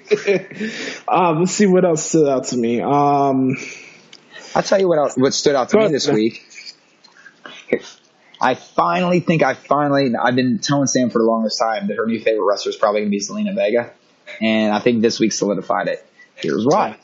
She's been, I don't know why, she was doing some research. She was on Twitter or something or whatever. But she was like, wait a minute. She was on Zelina Vega's Twitter account. She's like, it says she's from Arkham on there. And I started cracking up, and I was like, But I guess if you look at her profile picture, the shadow in the back has the Harley horns on it. I was like, I told you, I've been trying since I found out she played AJ to try and, but you know how Sam can be stubborn at times. But I think I finally got through to her. When does that movie come out? I have no idea. I don't know. That's going to be interesting. I'm curious to see when the Page movie comes out. Yeah, I don't know. Are you going to watch it? Yeah. Are you? Yeah. I'll have to say, I don't know. I mean, I don't know how much time I got. There's movies out there that get so much pub that are not even worth spending the money on these days. I totally agree with that. Yeah, I'm not going to disagree there. I don't know if this movie's going to be bad or not, but I saw trailers for the Kevin Hart, Tiffany Haddish school movie. Did you see awesome. That? Yeah, it looks good. I want to see that. That looks very funny. The last movie I saw was John Gotti, the biopic they had with John Travolta. And that was a week before you guys came to Chicago, because I remember I was talking to your dad about it. Yep. That movie wasn't that bad, actually. Yeah, my dad's a big old mob type of guy. He's well versed on the. And he does his research, I guess is the easiest way of saying it. Dude, last movie we went to go see was Black Klansman, and it was awesome. It was awesome. But we talked about that on here before. You know what else was awesome, dude? I was doing some it was a crazy week between the start of football season, the Raider game Monday pushed Raw back for me until Tuesday, and then Tuesday and the Wednesday, and it was just everything just kept kind of flipping over. But I was doing some fall cleaning too, just cleaning out old stuff, throwing stuff away. It's good to do from time to time. Right. But I was going through some old stuff, and I have some old magazines that I've kept over the years, whether Tool, certain mags Tool was on the cover of, or certain wrestlers like Jericho, or things like that. And I got this one. It was a Jericho mag from. Jericho mag from probably it had to have been 89, Christ, 99. It was right after he debuted, early 2000s, something like that. Right. And I forget what, I'd have to go grab the magazine and see what the title was, but the whole thing was about the WrestleMania video game that was coming out. Long story short, Jericho's on the cover, and on the inside they have a couple other superstars. And this shows you how much of the 2000s I just totally wiped from my memory and just completely forgot. I have fucking Matt and Jeff's autograph on the inside on their pictures. No shit. Yeah, totally forgot that I had him autograph at one time at this thing. Josh, I told you the story about how I met Jeff one night, and we'll save that for when we're not on microphone. But right. But I had Matt and Jeff's autograph in this. And it's funny because I've been holding on to this thing for years and years and years, and it's just one of those where I thought, okay, cool. I bet absolutely their autographs right on the inside. So things are fine. Breaking news. Steelers fans, you're not going to be happy about this. Le'Veon Bell get traded? No, Josh Dobbs has confirmed he took first-team quarterback snaps with the Steelers, and Ben Roethlisberger has yet to practice this week. Man, that was an ugly game. How do you tie? A tie is so bad. A tie is the worst. I'd rather lose by 50 and just be like, you know what, whatever. Shit just didn't work out today. You tie? Oh, to the Browns? The 131-1 Browns? Oh. Pittsburgh. What's wrong with you? Shame. And Cleveland, too. Was there a more Cleveland way to lose that game? Right. Or tie that game, rather. I'm sorry. God damn it. That's brutal. Sometimes football can be such a beautiful thing sometimes. But listen, you know what? Speaking of Jericho, before we get into SmackDown, Josh, I have a Jericho-versary. How do we say? We're going to have to probably talk to Jericho and find out how we would really say this. But I have a Jericho-versary today, a Jericho-versary. 20 years ago today, which is probably older than some of the people listening to this, and that makes me feel so fucking old. Oh my God. But 20 years ago today, Chris Jericho cut one of his greatest promos and one of the greatest segments in his career. Hello, Winston-Salem. As we talk about the Carolinas, it seems to be a talking point all day. It was a nod to the old my dog keeps flipping out here. It's the old movie. I'm forgetting the movie because my dog's barking and he's breaking my train of thought. But if you guys remember back in WCW, Chris Jericho getting lost on his way to the ring to wrestle Goldberg. And it ended up that he came out and the sparklers weren't going off, and Ralphus and somebody else were with him. That absolutely looked like Kenny Powers, and it was the greatest thing anyway. But the whole thing was a play off of God damn it! Now I gotta, because my mind's blank and I'm nervous because we're taping it. This is Spinal Tap movie. In Spinal Tap, they're walking around going, "Hello, Cleveland," and they just can't find the stage. They keep getting lost, and Jericho kind of slipped that in, and it's fun to go back and watch it now. It sucks in a way because his WWE music is kind of is dubbed in instead of his old WCW music, so it kind of, I don't know. It's just not that it really matters. That's being petty about the whole thing, I guess. But to me, it was one of Jericho's greatest. I think still to this day, it's one of his top 5 segments that he's done. And I think because it was an old WCW, because it was so obscure. Like, I don't even know if a lot of the people in WCW really knew what he was doing. So I think that in hindsight, that along with like the conspiracy victim stuff that he was doing and when he was stealing people's gimmicks and that whole deal. This was one that still, to me, will always stick out. I do this, Josh, all the time, to where Sam's like, I think, sick of it. The hello Winston-Salem. Anytime we travel somewhere, it's hello, and I start screaming whatever city we're going to or whatever. It's obsessive. But 20 years ago today, go back, WCW Monday Nitro, Jericho. It was a great segment, and he absolutely beat Goldberg that night. I don't know what people are talking about. It was Goldberg. It absolutely was not a Goldberg impersonator. It was absolutely Goldberg. I'm with Jericho on this one. That's that. I don't know if anybody would be like, "Oh, hello, Indianapolis." I'd be like, "No, I just want to keep going." Yes, keep driving straight through. Keep driving straight through. Indiana sucks. Hello, Winston-Salem. Oh shit. Before we get to SmackDown, I wanted to say it was pretty good action on Mayhem Classic yesterday. I'm not going to give out any results, but the matches I recommend for episode 2 would be Deonna Purrazzo and Priscilla Kelly. Priscilla Kelly is a very impressive performer. This is my first time seeing her wrestle.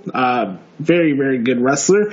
And a lot of people know who Deonna Purrazzo is, and she certainly didn't disappoint either. So I thought that was a good match. And also see Casey Catanzaro, the chick from American Ninja Warriors, did a very good job as well. And Madison Rayne against Mercedes Martinez. I hope they had more time, but match was good as well. So the Mania Classic's been pretty good so far, and we got the return of the Mixed Match Challenge coming up next Tuesday as well. So some good wrestling going on right now. I only saw the first episode of the Mania Classic so far, because the Raider game on being on Monday night completely threw the week off, and I'll be the first one to say it. I hate Monday Night Football now. I never want my Raiders to play on Monday night. Just give me my Sunday football game and just let them play on Sunday. Just football on too many days. Oh, give me my Sunday games. Vince got to worry about Monday Night Football. No, he doesn't. No, you know what? If it wasn't for the Raiders, we're switching turns this week. We're switching sides because my team's got Monday Night Football this week. Right. Yeah, and we just have the 4:00 game where we're going to get stomped by Denver. So I still got to see this week's show as far as that goes, but and it sucks because I know, but I really like Tegan Knox. I know, guys, so I just can't say, I don't want to reveal certain things, no spoilers, but so if you know the spoilers, kind of sucks about that. But I really like what they're doing. The Mania Classic, it does feel bigger this year. It feels, I don't want to say it feels better, obviously, because we're still early on, but it does feel like they're doing more things. Like, did you ever think, in a million years, you'd see Jeremy Borash interviewing Ashley Rain, whichever you want to call it, on right. WWE? This is how 2018 is that? The year that just is like, sure, why not? You know what I mean? And I like Jeremy Borash. I've always thought Borash I've always liked Jeremy Borash. I thought he was a hell of a dude. He's a great wrestling mind.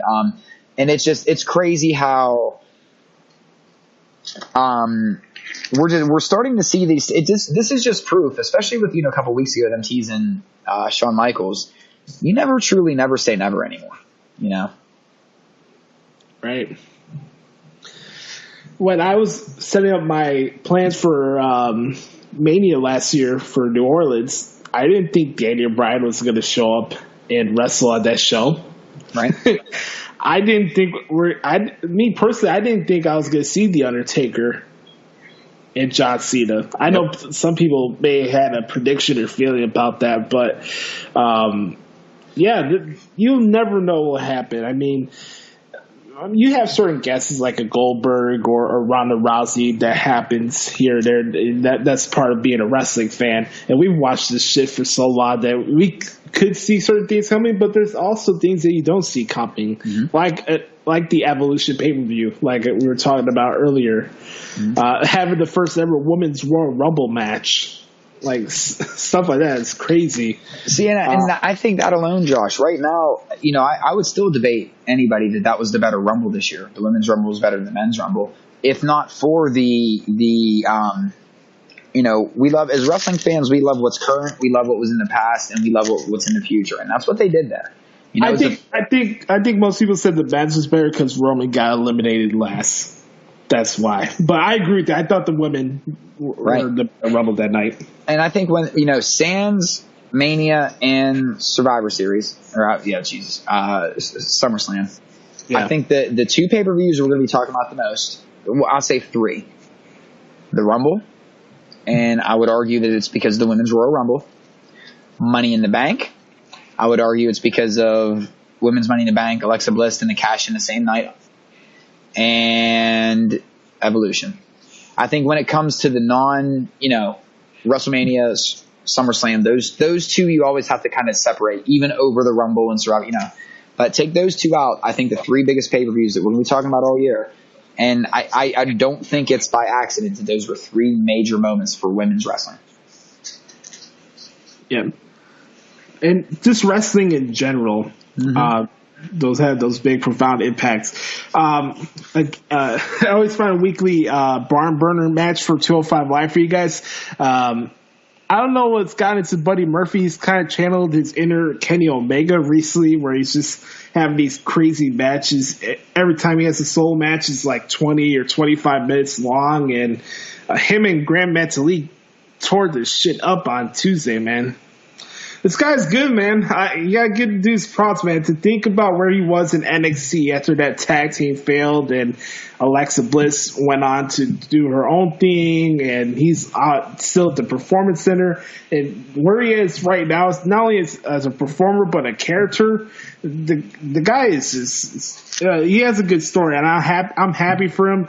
He's getting a big spotlight on this Australia show in a couple of weeks, and I could be happy for the guy because the guy kicks ass. You got to give the dude a hell of a lot of credit, because could you imagine being still down in the Performance Center while your fiance is on the road and your fiance is Alexa Bliss, and respectfully speaking, that can't be an easy thing, knowing that you're stuck down there while you know what I mean, while it's like, oh my god, city to city to city to city. Right. By the way, business, man. I want to give props to Mike Kanellis because I don't know if he actually hates the Shield or not, but I'll give him props for just running with the whole gimmick on Twitter. It's like, I hate the Shield, the Kingdom, put the arrow sign greater than the Shield. Good for him. He treats the Twitter game well. No, that's why. Listen, it's playing into the storyline too. Just like it's no different than when these wrestlers go on podcasts or they tell podcasters like, "Oh, the whole locker room's tired of the." No, they're just playing into the storyline that's going on right now. That's the storyline, right? Is the locker room is tired of Roman and the Shield. The Shield has been doing this and that. That's all this is. I mean, it's crazy that people like buy anything that any of these people are saying. Right. When you're an entertainer, you're constantly on the sell. Are you kidding me? You're constantly playing people. It's people's willingness to just believe everything that's spoon fed to them by a professional liar is amazing to me. By the way, I agree with you. We need a different option on the remotes to hear New Day commentary, because I wanted to talk about this because my man Big E was just hooking up some pancakes right there at ringside, which is another one of the greatest things I've ever seen ringside. I'm getting a lot of good things this year. I never thought I'd see Dong Druids. Thank you, Joey Ryan, you beautiful bastard, you.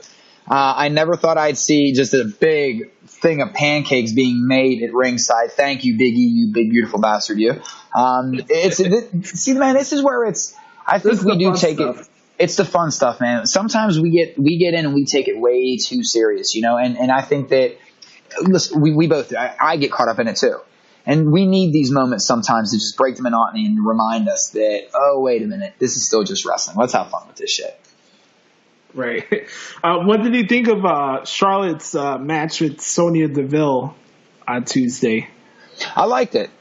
I think it was a good showing for Sonya. I do think Sonya is going to be a big player for the future in that division too. She's good, and she's getting better faster than some of them are. I think she's just naturally gifted. So I think that. I don't know, man. I guess that's my biggest takeaway there. I think Charlotte's still – I think that Becky Lynch with black hair, though, is what we need to talk about, because that's I'm a brunette guy, and I know black is not brunette, but I'm also like I enjoy black hair probably more than brunette. So, listen, I love Becky's red hair, but that was very nice. It was a nice look. It was a good look. Yeah. Very nice. Great success. And it was a great spot too. All kidding aside, like with the with the wig and stuff like that, and the chauvinistic comment that guys have to throw in there. Kidding aside, the spot was fantastic. It really was. I love that you're laughing about that, because it does. Listen, guys, it's so stupid. Why do we always have to say she looks so good with black hair? Of course she did. She's a beautiful woman. She's gonna look beautiful with any color hair she has. Right. We sound so stupid saying that, but the spot itself. It's that Jericho spot, right? Like having the Mysterio mask on, attacking him from the crowd that way, or like how many people, it's one of those. I call it the Jericho spot, even though it's not. It's just a good example, reference point. Nobody attack me for that, please. But it was cool to see this happen from the women's division. Well, picture those young girls that were celebrating with Charlotte before Becky attacked her from behind. How cool you think that was? And especially, and this is why we talked about this before we went on air. I eventually think that WWE programming is going to be what's on air is 60-40, 60 male, 40 female, which is good. And only because it's a chauvinistic world and men are still going to, for some reason, always get a little bit more than women. It's shitty. There's still not going to be equality in this country. It's just the way that it is, because you have people go on Twitter and bitch about it. But think about this. For anybody that thinks that this Evolution pay-per-view is stupid, it's dumb, it's not being booked right, maybe it's not for you. Who it's for is my soon-to-be 9-year-old daughter. Because what she saw, or didn't see yet because she didn't see this episode yet, but what she's about to see later after we're done taping the show is a spot that we've always seen as men, right? Or as boys or whatever. And then it's like that, oh, cool, look at this, like, But now finally, like, little girls that watch the product are getting to see it out of their own eyes. They're not seeing, like, the boys do it. They're getting to see the girls do it. It is important. They're building for the future, not just for a men's division. They want a women's division that, Josh, I wouldn't be surprised that 10 years from now, we're having our own WWE women's show or WWE women's developmental, or, who knows where this ultimately could take off for. The sky's the limit when you really start, when you can think big like that. So, and what Triple H said on the bracketology or whatever. So, 10 years from now, you're going to hear people say 10, 15 years from now that they were inspired, or you're going to hear women say that they were inspired by this Mae Young Classic or by Caitlyn or by whomever, insert name here. And, that's realism, guys. That's the facts. Whether or not you want to embrace it or not, that's up to you. But understand that going forward, it's going to be a more even split. So if you're not on board with women's wrestling now, maybe maybe you are just a New Japan person. Right. Let's get into Hell in a Cell as we get ready to wrap this bad boy for today. We have the Hell in a Cell pay-per-view from San Antonio, Texas, the AT&T Center, home place of churros. I don't know. Is it the whole place of churros? I like churros. Who doesn't? I don't think so, but that's when I can't co-sign. I always correlate churros with Charles Barkley, the jokes he makes on the inside the NBA stuff. I was correlating with Taco Bell because they used to sell them bomb as churros. Then they quit selling them, and it made me really mad. Right. Again, this is all 1990s stuff that, like, most people here. It's like the 90s was like a whole different world. Like, Taco Bell sold churros. Yeah, and I used to be able to walk to one. It was amazing. Tell a kid to walk somewhere now, they'll be like, what? Walk? My legs. My legs. Mm-hmm. All right, here we go. There's no kickoff matches announced yet, but there were some interesting matches that were added to the pay-per-view this week on television that you guys may have heard or not heard. For example, New Day against Rusev Day for the SmackDown Tag Team Championships. Trust me, I would love to see the Bar and the New Day, and of course they would have a 5-star match that the internet would be goo goo gaga over. But I think this is a cool choice that Rusev and Aiden English are getting this opportunity. I think New Day wins, but Aiden English is going to turn on Rusev. That's my call. It's eventually got to happen, right? Yep. Yeah, I mean, it's whether it's a turn or whether there is an accidental bump, like, they run into each other and cost each other the match, and somebody turns after the match or something. I don't know. I don't know how this plays out, but it's got to happen sooner than later. I think they jumped the shark with this one, right? Yeah. Jeff Hardy and Randy Orton Hell in a Cell match. So Jeff Hardy just wants to kill himself, right? Is that what this is all about? I'm sorry, guys. That's not the best way to frame that joke in 2018. Let me reframe that. So Jeff Hardy's just trying to kill himself, right? That's what's. No, I'm kidding, guys. I'm sorry. Listen, he's got a death wish. This is insane. But he's tougher than all of us. So and we know how it is when you're an entertainer and you got that dream spot. Who are we to say not to do it? This is going to be one of the most talked about matches on the show. Absolutely. This is the swanton off the cage, isn't it? Yep. And I think this match ends in a no contest. Probably. No one wins. But it's going to be crazy. Randy Orton does a good job in Hell in a Cell matches. I'll give him credit for that. He does pretty well for these Hell in a Cell matches. Next one on the list. We got Ronda Rousey, Alexa Bliss for the Raw Women's Championship. I got Ronda. Yeah, I'm going to go with Ronda. Maybe to get more time in here, maybe have more shenanigans. I'm not sure, but this should be fine too. So I'll go with Ronda. I'm going to go with Ronda on that one too.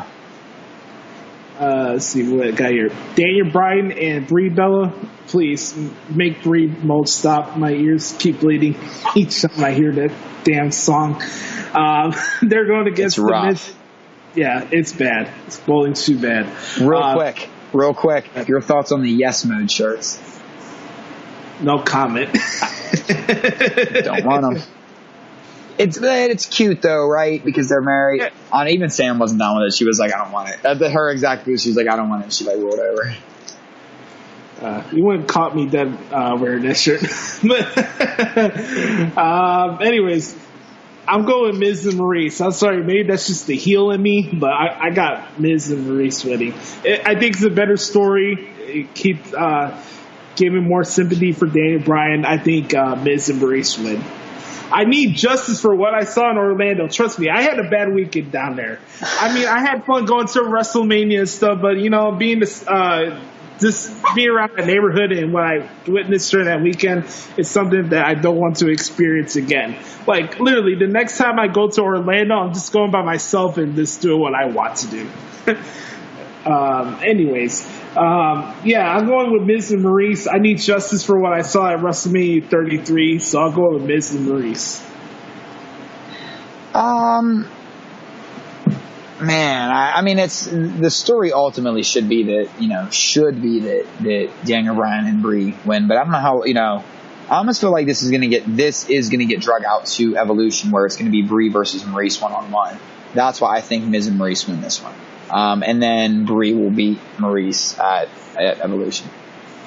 No DQ match, man. There you go. So yeah, I'm gonna go Miz and Maurice on this one too. And it needs to be said because men don't truly understand how hard this is, and especially men that aren't a father or aren't married or aren't anything like that. Right. But listen, for Maurice, when did she get? How long ago did she get birth? 5 months ago. Yeah. She's in fantastic shape. I don't think you guys know, and that's to all the new mothers that are in WWE, whether it's her, whether it's Brie, whether it's Maria Kanellis right now. I don't think men understand what that truly does to the human body and how hard it is. Like with Serena Williams, I mean, it's you guys see that in Serena Williams. She's got all kinds of stuff going on, and she's still coming in the finals all the time. You know what I mean? But it's still she's not winning, right? Listen, that's such a we don't, men, trust me on this one. You're not giving women enough credit. Maurice and all these women that have, especially when they recently have had children and they're already back in that ring, you have to give kudos to them. That is you wouldn't see somebody blowing out their ACL and they'd be back that quick. Right. Here's the match I'm looking forward to the most. Dolph Ziggler and Drew McIntyre against Seth Rollins and Dean Ambrose for the Raw Tag Team titles. This match is going to be insane. I got Rollins and Ambrose winning, actually. Ooh. You want another thing to piss off the locker room? Have all the Shield members have titles. Wink, wink, nudge, nudge. Yeah. Meanwhile, like Triple H comes out a couple weeks ago and talks about how this is the greatest the locker room's ever been, but everybody hates Roman, right? Right. People are some gullible motherfuckers, man. Yeah. You know what? I think it depends on what they want to. Man, I'm really still not sold on Dino being 100% in. With Seth and Roman and on the same page with them. You think Corbin gets involved in this match? Maybe. I could see that. He doesn't have anything else going on, does he? Or no, he's wrestling Balor, isn't he? No, they're not announced yet. No? Okay.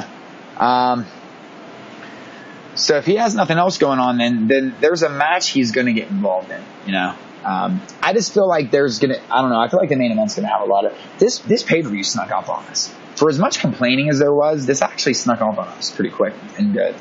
And there's some interesting matches on the show. Next one, Charlotte Flair and Becky Lynch. I'm going with Charlotte in this one. It's going to be a DQ type of thing, but I got Charlotte winning. Or a double count out. Who knows? These ladies could be fighting all over the place. I can go with the double count out. I get that. I can go there. I do think this gets extended over to Evolution. That's why I think everyone that's whining about this, about why can't we have this at Evolution? Because you're going to just not the first one. I think that's, it's just telling a story, guys. It's gonna extend on. So I would say a double count out is probably your safest bet. But I don't think anything clean happens here. AJ Styles, Samoa Joe. How about Samoa Joe's night AJ tail from SmackDown? Did you see that? That was interesting. Yeah, they're really. I liked it. I liked the comic book aspect of it. Yeah, I thought that was so cool, man. That's why I'm laughing about it from a heel standpoint. Oh, it was so good. It was so good. You know what? Here's where I think as wrestling fans we start, and again, wrestling bubble fans, not necessarily the casual fan, because I'm more of a casual fan now, so it doesn't bother me as much. But I'm noticing a lot of people are starting to get tired of AJ Styles having the championship, because they want long title reigns with the right people until they get them, then they don't want the long title reign anymore, and then it's an interesting narrative. Yeah. So for me, I think that I like what they've been doing with this. Joe's been fantastic as the antagonist in this.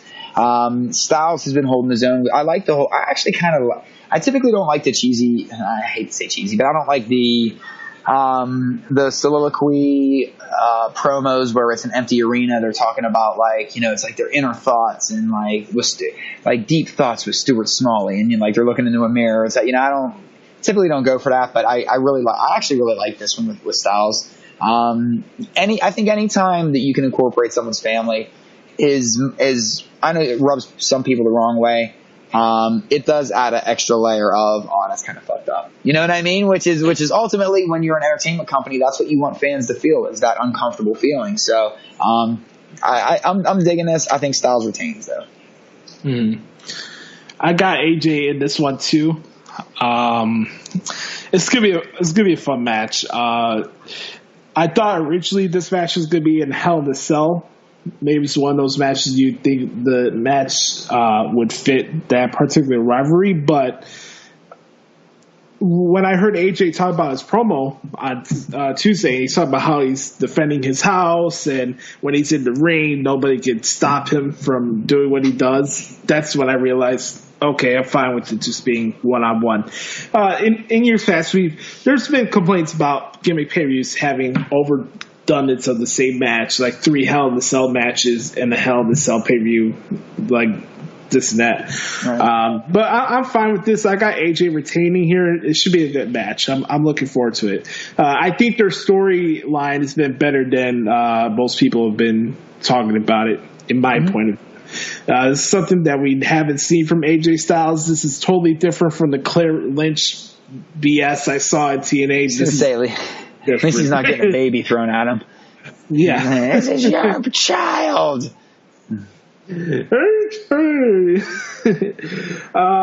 Last one, and certainly not least, Roman Reigns, Braun Strowman, Hell in a Cell match with Mick Foley serving as a special guest referee. Let me just say, I think it's pretty cool for Elias to share the ring with Mick Foley on Raw on Monday, and the fact that they're honoring him for his 20 years of that Hell in a Cell match with The Undertaker with actually being in the main event, I think it's cool. You guys may want to think it's filler, and yes, I understand that Mick Foley's going to be the scapegoat for pure chaos to assert in this match, so they have more people entering in this and that. And I know, because I trust you. I know the tweets are going to be made, and I know the comments are going to be recorded on the podcast that hasn't even been recorded yet. Trust me, I understand you're going to say, oh, this doesn't make sense. Why are you going to bring Mick Foley in to be a special guest referee for a match that's supposed to prevent wrestlers to be entering the match? How many Hell in a Cell matches we watched over the years that had multiple run-ins and almost broke into the cage? You remember when it was Punk, Cena, Del Rio, and Miz and Truth came in and ruined the match for everybody? And Triple H and the entire locker room were trying to open the cage with ball cutters and this and that. It happens, folks. Get off your high horse. Not only that, but Mick Foley, it makes sense again because that's almost like saying, hey, why do you pay someone to sing the national anthem at the Super Bowl? I don't know. I mean, you could get somebody that doesn't know how to sing, or you can get somebody that's very familiar with that with that spot or that structure. So just maybe the story is to be because there's going to be and that's the thing is the story isn't fully told yet, and that's why it doesn't make sense. It shouldn't make sense, but it does when you look at it as number one, 20 years ago. Number two, there's something big planned for this. That's what that should tell you. If Mick Foley's going to be in there, this isn't just to throw him in there. Listen, it is for ratings. That's why I asked about the national anthem thing. Why do you pay insert pop star here or insert pop star here to play the Super Bowl halftime show? Because you want people to stay tuned in, as many as possible. It's just business. So one, it brings back an old name that people like. Two, I still think Mick Foley, as people say, well, it doesn't make sense. I mean, I understand he doesn't move as well and, whatever, blah, blah, blah, but wouldn't he still be more of a force than generic referee B or C or D or, you know what I mean? It's just about having that presence in there to keep out somebody, because Mick Foley's still that sadistic person that in that structure might feel a little too at home, so you wouldn't maybe want to challenge him in there. I guess people just can't look at the character aspect of it. And I think that bothers me in a way too, because I feel like that almost shows a little bit of disrespect to Mick Foley, because if it were a different match and a different person was a special guest referee, people would be like, I totally get it. I get it. It's hell yeah, Steve Austin should be there. Yeah. Goldberg Lesnar. Yeah. Put Austin in there. That didn't make any sense. Let's Shawn Michaels be a referee again. Yeah, right. It's so I don't know, man. I think that this one did it need it? No, but I still think that there's more to this story than again the ambiguity of the briefcase and how there's still not. Man, Braun, you don't hand over your briefcase until you really, really cash it in. I don't know. That's just where I'm at, but. The only other person I thought there would be a referee for this match would be Corbin, and it would work in that scenario as well. Right. But this is an addition that I'm not going to scoff at because WWE does honor their history, and I think it's cool for Mick. I've always been a Mick Foley guy. He's not always one of my favorite wrestlers, but I have a hell of a lot of respect for him. One of my favorite not wrestling match, but one of my really favorite nice one of my favorite WrestleMania matches I ever saw in person was Mick Foley and Edge. And I don't forget that type of stuff. So my connection with him is that match. So I have no issue with this. As far as the match is concerned, I got Roman winning. I won't be surprised if Braun wins. I won't. Either way, this decision is fine with me. But I think Roman will find a way to win this match. Okay. So we're in a spot where it's a conundrum. Either guy can win. Either guy can win. We still don't really know what's going on with Money in the Bank, if it's really a cash in or not. Because, like I said, a smart businessman would have just said, "Hey, you just gave me your briefcase, and I can make your match." But that's neither here nor there. And in a way, if you look at this, we have if Rollins and Ambrose win earlier tonight, the Shield has all the titles. Correct. Yep. If Strowman wins and Ziggler and McIntyre retain their championships, they have all the titles. So my thing is, I don't know. I think this could go either way because I almost.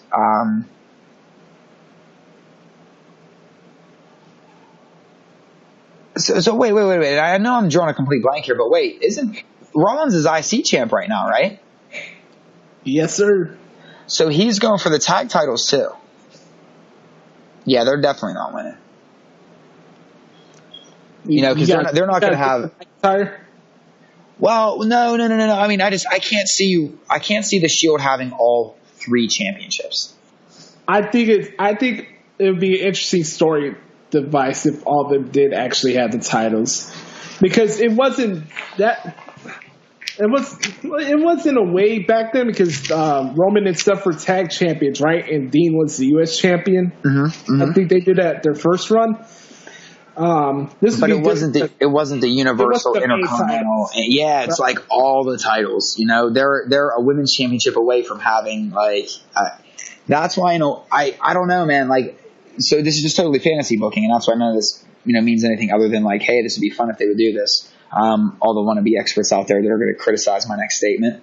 I actually think it would be really cool to see Dolph and McIntyre retain. Not necessarily see Braun win. See somebody cash in, become champion. You know what I mean? Someone then eventually, say maybe Ambrose turns on Rollins, gets the Intercontinental Championship. Then you have a faction that has 4 members, 4 titles. You see what I mean? Like you can, and it would be larger than that because they would be tied in with Triple H and Stephanie some way somehow. And I know people hate that they always go back to that, but ultimately, Vince isn't around as much anymore, so Steph's kind of like Thanos. I mean, she got the glove now, man. She got there's a Tupac anniversary, so like in the movie Juice, you got the juice now. Yeah, get those Infinity Stones, my man. Mm-hmm. So I don't know. Maybe I am crazy. Yeah, right. Maybe I am crazy. I'm maybe still out of that age. That's still my favorite out of all the like the I guess the gritty like street flicks from the early '90s. Juice is still by far my favorite, but that's neither here nor there. I don't know, man. I really am with this match. I know that I can't kind of keep tossing out so many different like scenarios that could happen, or what if they did this, or what if they did that? Wouldn't it be awesome? But that's what this is supposed to be about. Not digging on a dirt sheet going, well, the dirt sheet said that this is definitely going to happen. I feel like Kofi Kingston's backstage character is like all these idiots on podcasts, including me. You know what I mean? But that's exactly what we sound like. Well, and here we go. And this week, what we're going to have is we're going to have Braun Strowman and Roman Reigns, and the WWE universe seems to be very split on this one. So let's take it to the polls on WWE.com or on WWE's Twitter handle. That's exactly what I feel like every podcast is going to say. But ultimately, there's a million different directions they can go. Right. If you don't go, and I'm not trying to knock anyone's game. When it comes to like injuries and contracts and stuff, I still, I'll make sure that I get the correct information. When it comes to storyline stuff, this is what drives me nuts because I think that there's so many different ways they can go. Occam's razor probably is going to come in and Roman Reigns wins, and that ends the pay-per-view. But it's nice to just think how many different ways can they take this. Right. It's going to be interesting. We got Hell in the Cell coming up on Sunday, and it's a pay-per-view, like you said, it snuck up on us, but in a way, there's a lot more questions than there is answers. So when you have those type of shows, anything can happen. And I think there's a couple matches for match purposes that are going to surprise some people, and it should be very interesting. I'm most excited to see what Jeff Hardy does because I don't know what's going through his head right now. It could be a million fucking things right now as far as spots are concerned, and I'm in for the car crash. And I just hope he's okay. Listen, I'm always here to be entertained, and it's not our job to tell these men and women what they can or can't do. It's our job to kind of sit there and just be entertained and either like it or not tune in, And I love Jeff Hardy, and like I said, I've been a fan of both of theirs for a long time. I hope this isn't, pardon my phrase, his swan song, like the pun there. But if this is his dream spot, the one he's been looking for, the one it's going to be fun to watch. It is a car crash. It's a train collision coming, isn't it? Yes, sir. You know what, man? I'm trying to think on what I'm looking forward to the most. I'm actually looking forward to see. I'm really looking forward to see how they extend this storyline between like the locker room versus the Shield. There's a lot going on too that I like with the women's division, but I'm holding all my women's division stuff to Evolution, like we should be doing. I'm kind of taking this as the stepping stone over to that. Right. But I'm interested to see what they do with Reigns and Brock, and if that briefcase, it's like I said, there is a way There is a way.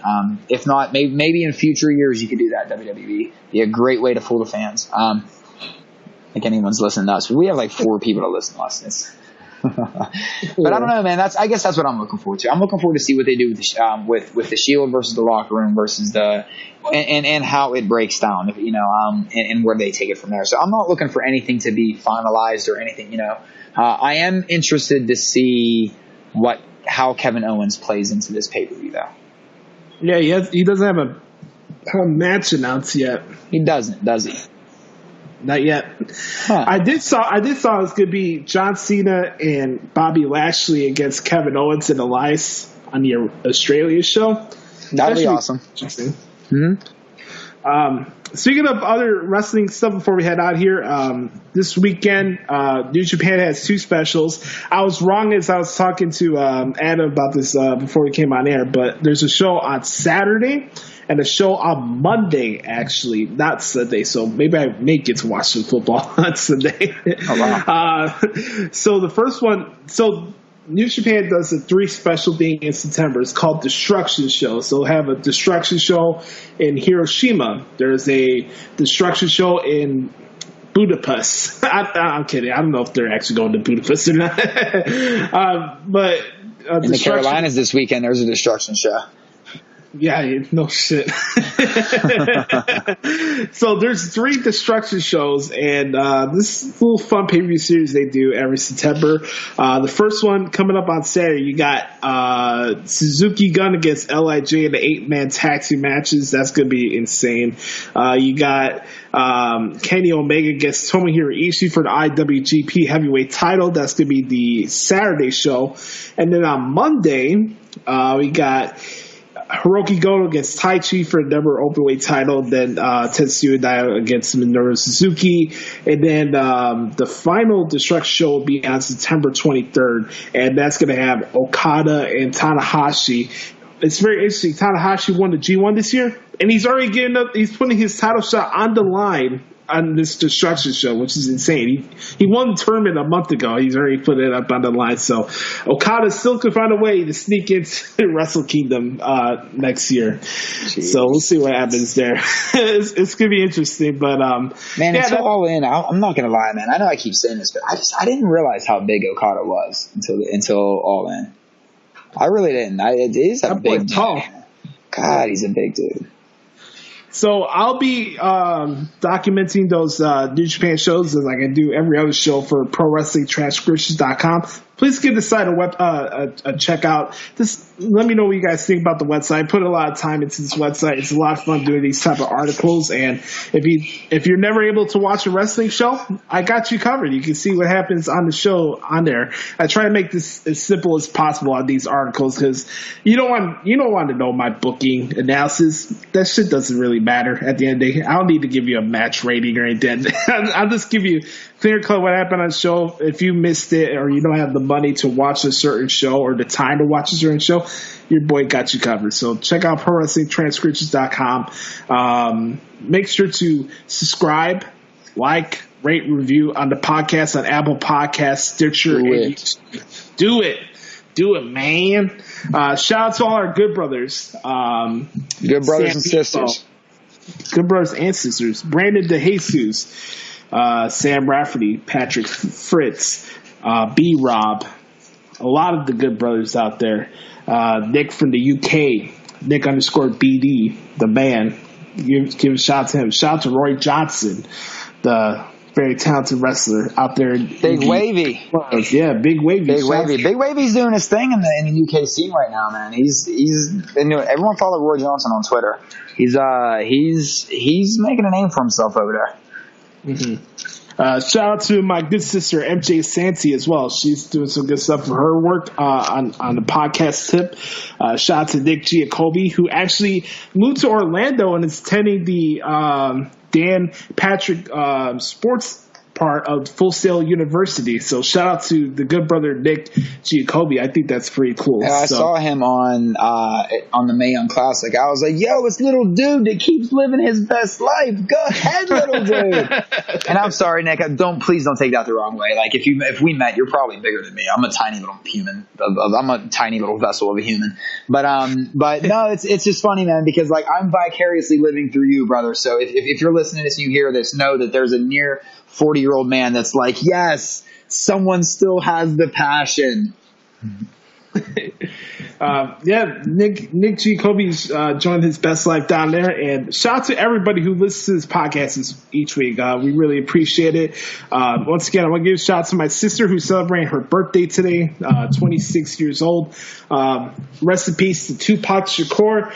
I got a nice little intro that I'm going to play for you guys as to honor his life this week, and that's pretty much it. Mr. Clompers, do you have anything you want to plug? Yeah, just the only thing I really want to say is, like, all kidding aside and clown shoes bullshit aside, that, you know, that we always, or on my end, that I'm more of the clown and the smart ass and the jokester. But guys, please, if you're in like anywhere, North Carolina, South Carolina, if it trickles down into Georgia, if it goes up to Virginia, wherever you're at, be safe. If you haven't vacated yet, I think you're probably stuck there, and you're probably not hearing this because but hopefully you got out. If you have family on there, friends on there, try to get in touch with them, make sure everyone's okay. Because it looks like these storms. It always makes me laugh when people are like they're not afraid of weather. Like, I don't know, weather is just Mother Nature's way of killing viruses. And as humans, we are a virus to this planet. That's all we are. This is them getting rid of a cold, guys. So we need to start fearing weather a little bit more. But, if you're in the North Carolina area, hope you guys are doing well. But other than that, yeah, that's because that's a big thing. Sam has a lot of family down there. I got some friends down there and stuff. That's a big wrestling territory. I'm sure we'd have some offhand listeners just on the wrestling tip from that, and barring personal experiences aside, the Carolinas are, it's a cool little place. You hate to see anything. I hope there isn't destruction and stuff like that. I hope I hope it doesn't end up like what happened with Puerto Rico, because it's still burning me up a little bit.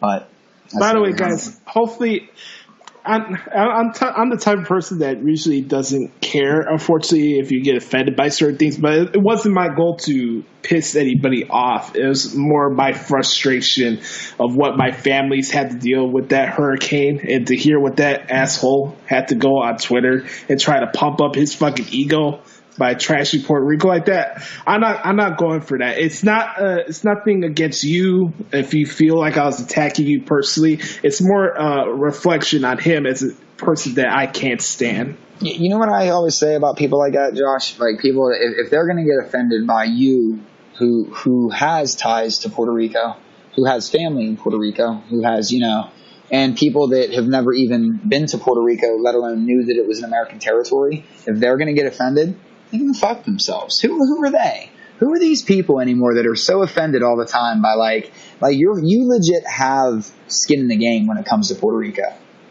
So if anybody is going to get upset because of not only of your roots, but your family, but the fact that, I know that a lot of people don't like this, but Puerto Rico is America. And I know I'm not necessarily saying Puerto Ricans like that either, because it's, but that's the one thing that we it drives me nuts to hear somebody say that it's been such an excellent thing down there, and then to have people criticize people who are saying, hey, no, it's not. It's terrible down here because of nobody helped us. And Josh, firsthand, and I'll admit living in I don't like talking points, and that's all it is. It's people like to throw those talking points out there, Josh, so that they can say, well, he's just upset because he doesn't like somebody. Like, around here, Josh, I get this a lot, and we're going to end on this because I know, again, you have a lot of Chicago people. I hate living in Pittsburgh, Pennsylvania, and hearing from middle-aged white dude, well, yeah, but, Chicago. You don't know shit about Chicago. You don't talk to anybody from Chicago. You've never been to Chicago. You don't know, so just, we all need to stop talking about what we don't know. Like when we go on here on wrestling, we clown the whole time. We joke, we laugh, we do what ifs. We don't do absolutions, we need to stop this where we know it all, or it has to be our way, or It's not good, especially when nobody is putting themselves in others' shoes. So, Josh, if you offended anybody, you can tell them that I said, have a Coke and a smile and shut the fuck up. Period. There's a lot of bad stuff going on in real life, but I always look back at having wrestling as a backdrop to have fun with this shit. And we got a pay-per-view coming up on Sunday, and that's the important thing I want you guys to take away from this week's podcast. You know what the real tragedy is? Here's the real tragedy. While everyone's arguing and complaining because this idiot in office has us constantly arguing and complaining, and that it's really our own fault because everyone keeps giving him attention. This one he deserves attention for. So, and I'm going to get your back on this, Josh. Absolutely, this whole Puerto Rico thing's fucked up, especially because Primo and Epico can't sell timeshares anymore, man. That's the biggest crime of it all. That's the biggest crime to come out of it. And God damn it, where's justice for Primo and Epico and their timeshares? Justice for the timeshares. Hashtag it. Timestamps, motherfucker. Hey. Ladies and gentlemen, like I said, wrestling's a backdrop. Let's have fun with this stuff. I'll be covering the show on Sunday. Hope you guys enjoy your Hell in the Cell weekend. Enjoy your football teams, depending which team you root for. And hope you guys have a good weekend. Remember, you are the director of your life story. Never let anybody mess up with your integrity, your character. Live you, and be you. So for the Clown Prince, I'm Notorious Josh Lopez. Talk to you motherfuckers next week on the Josh Lopez Wrestling Podcast. Peace.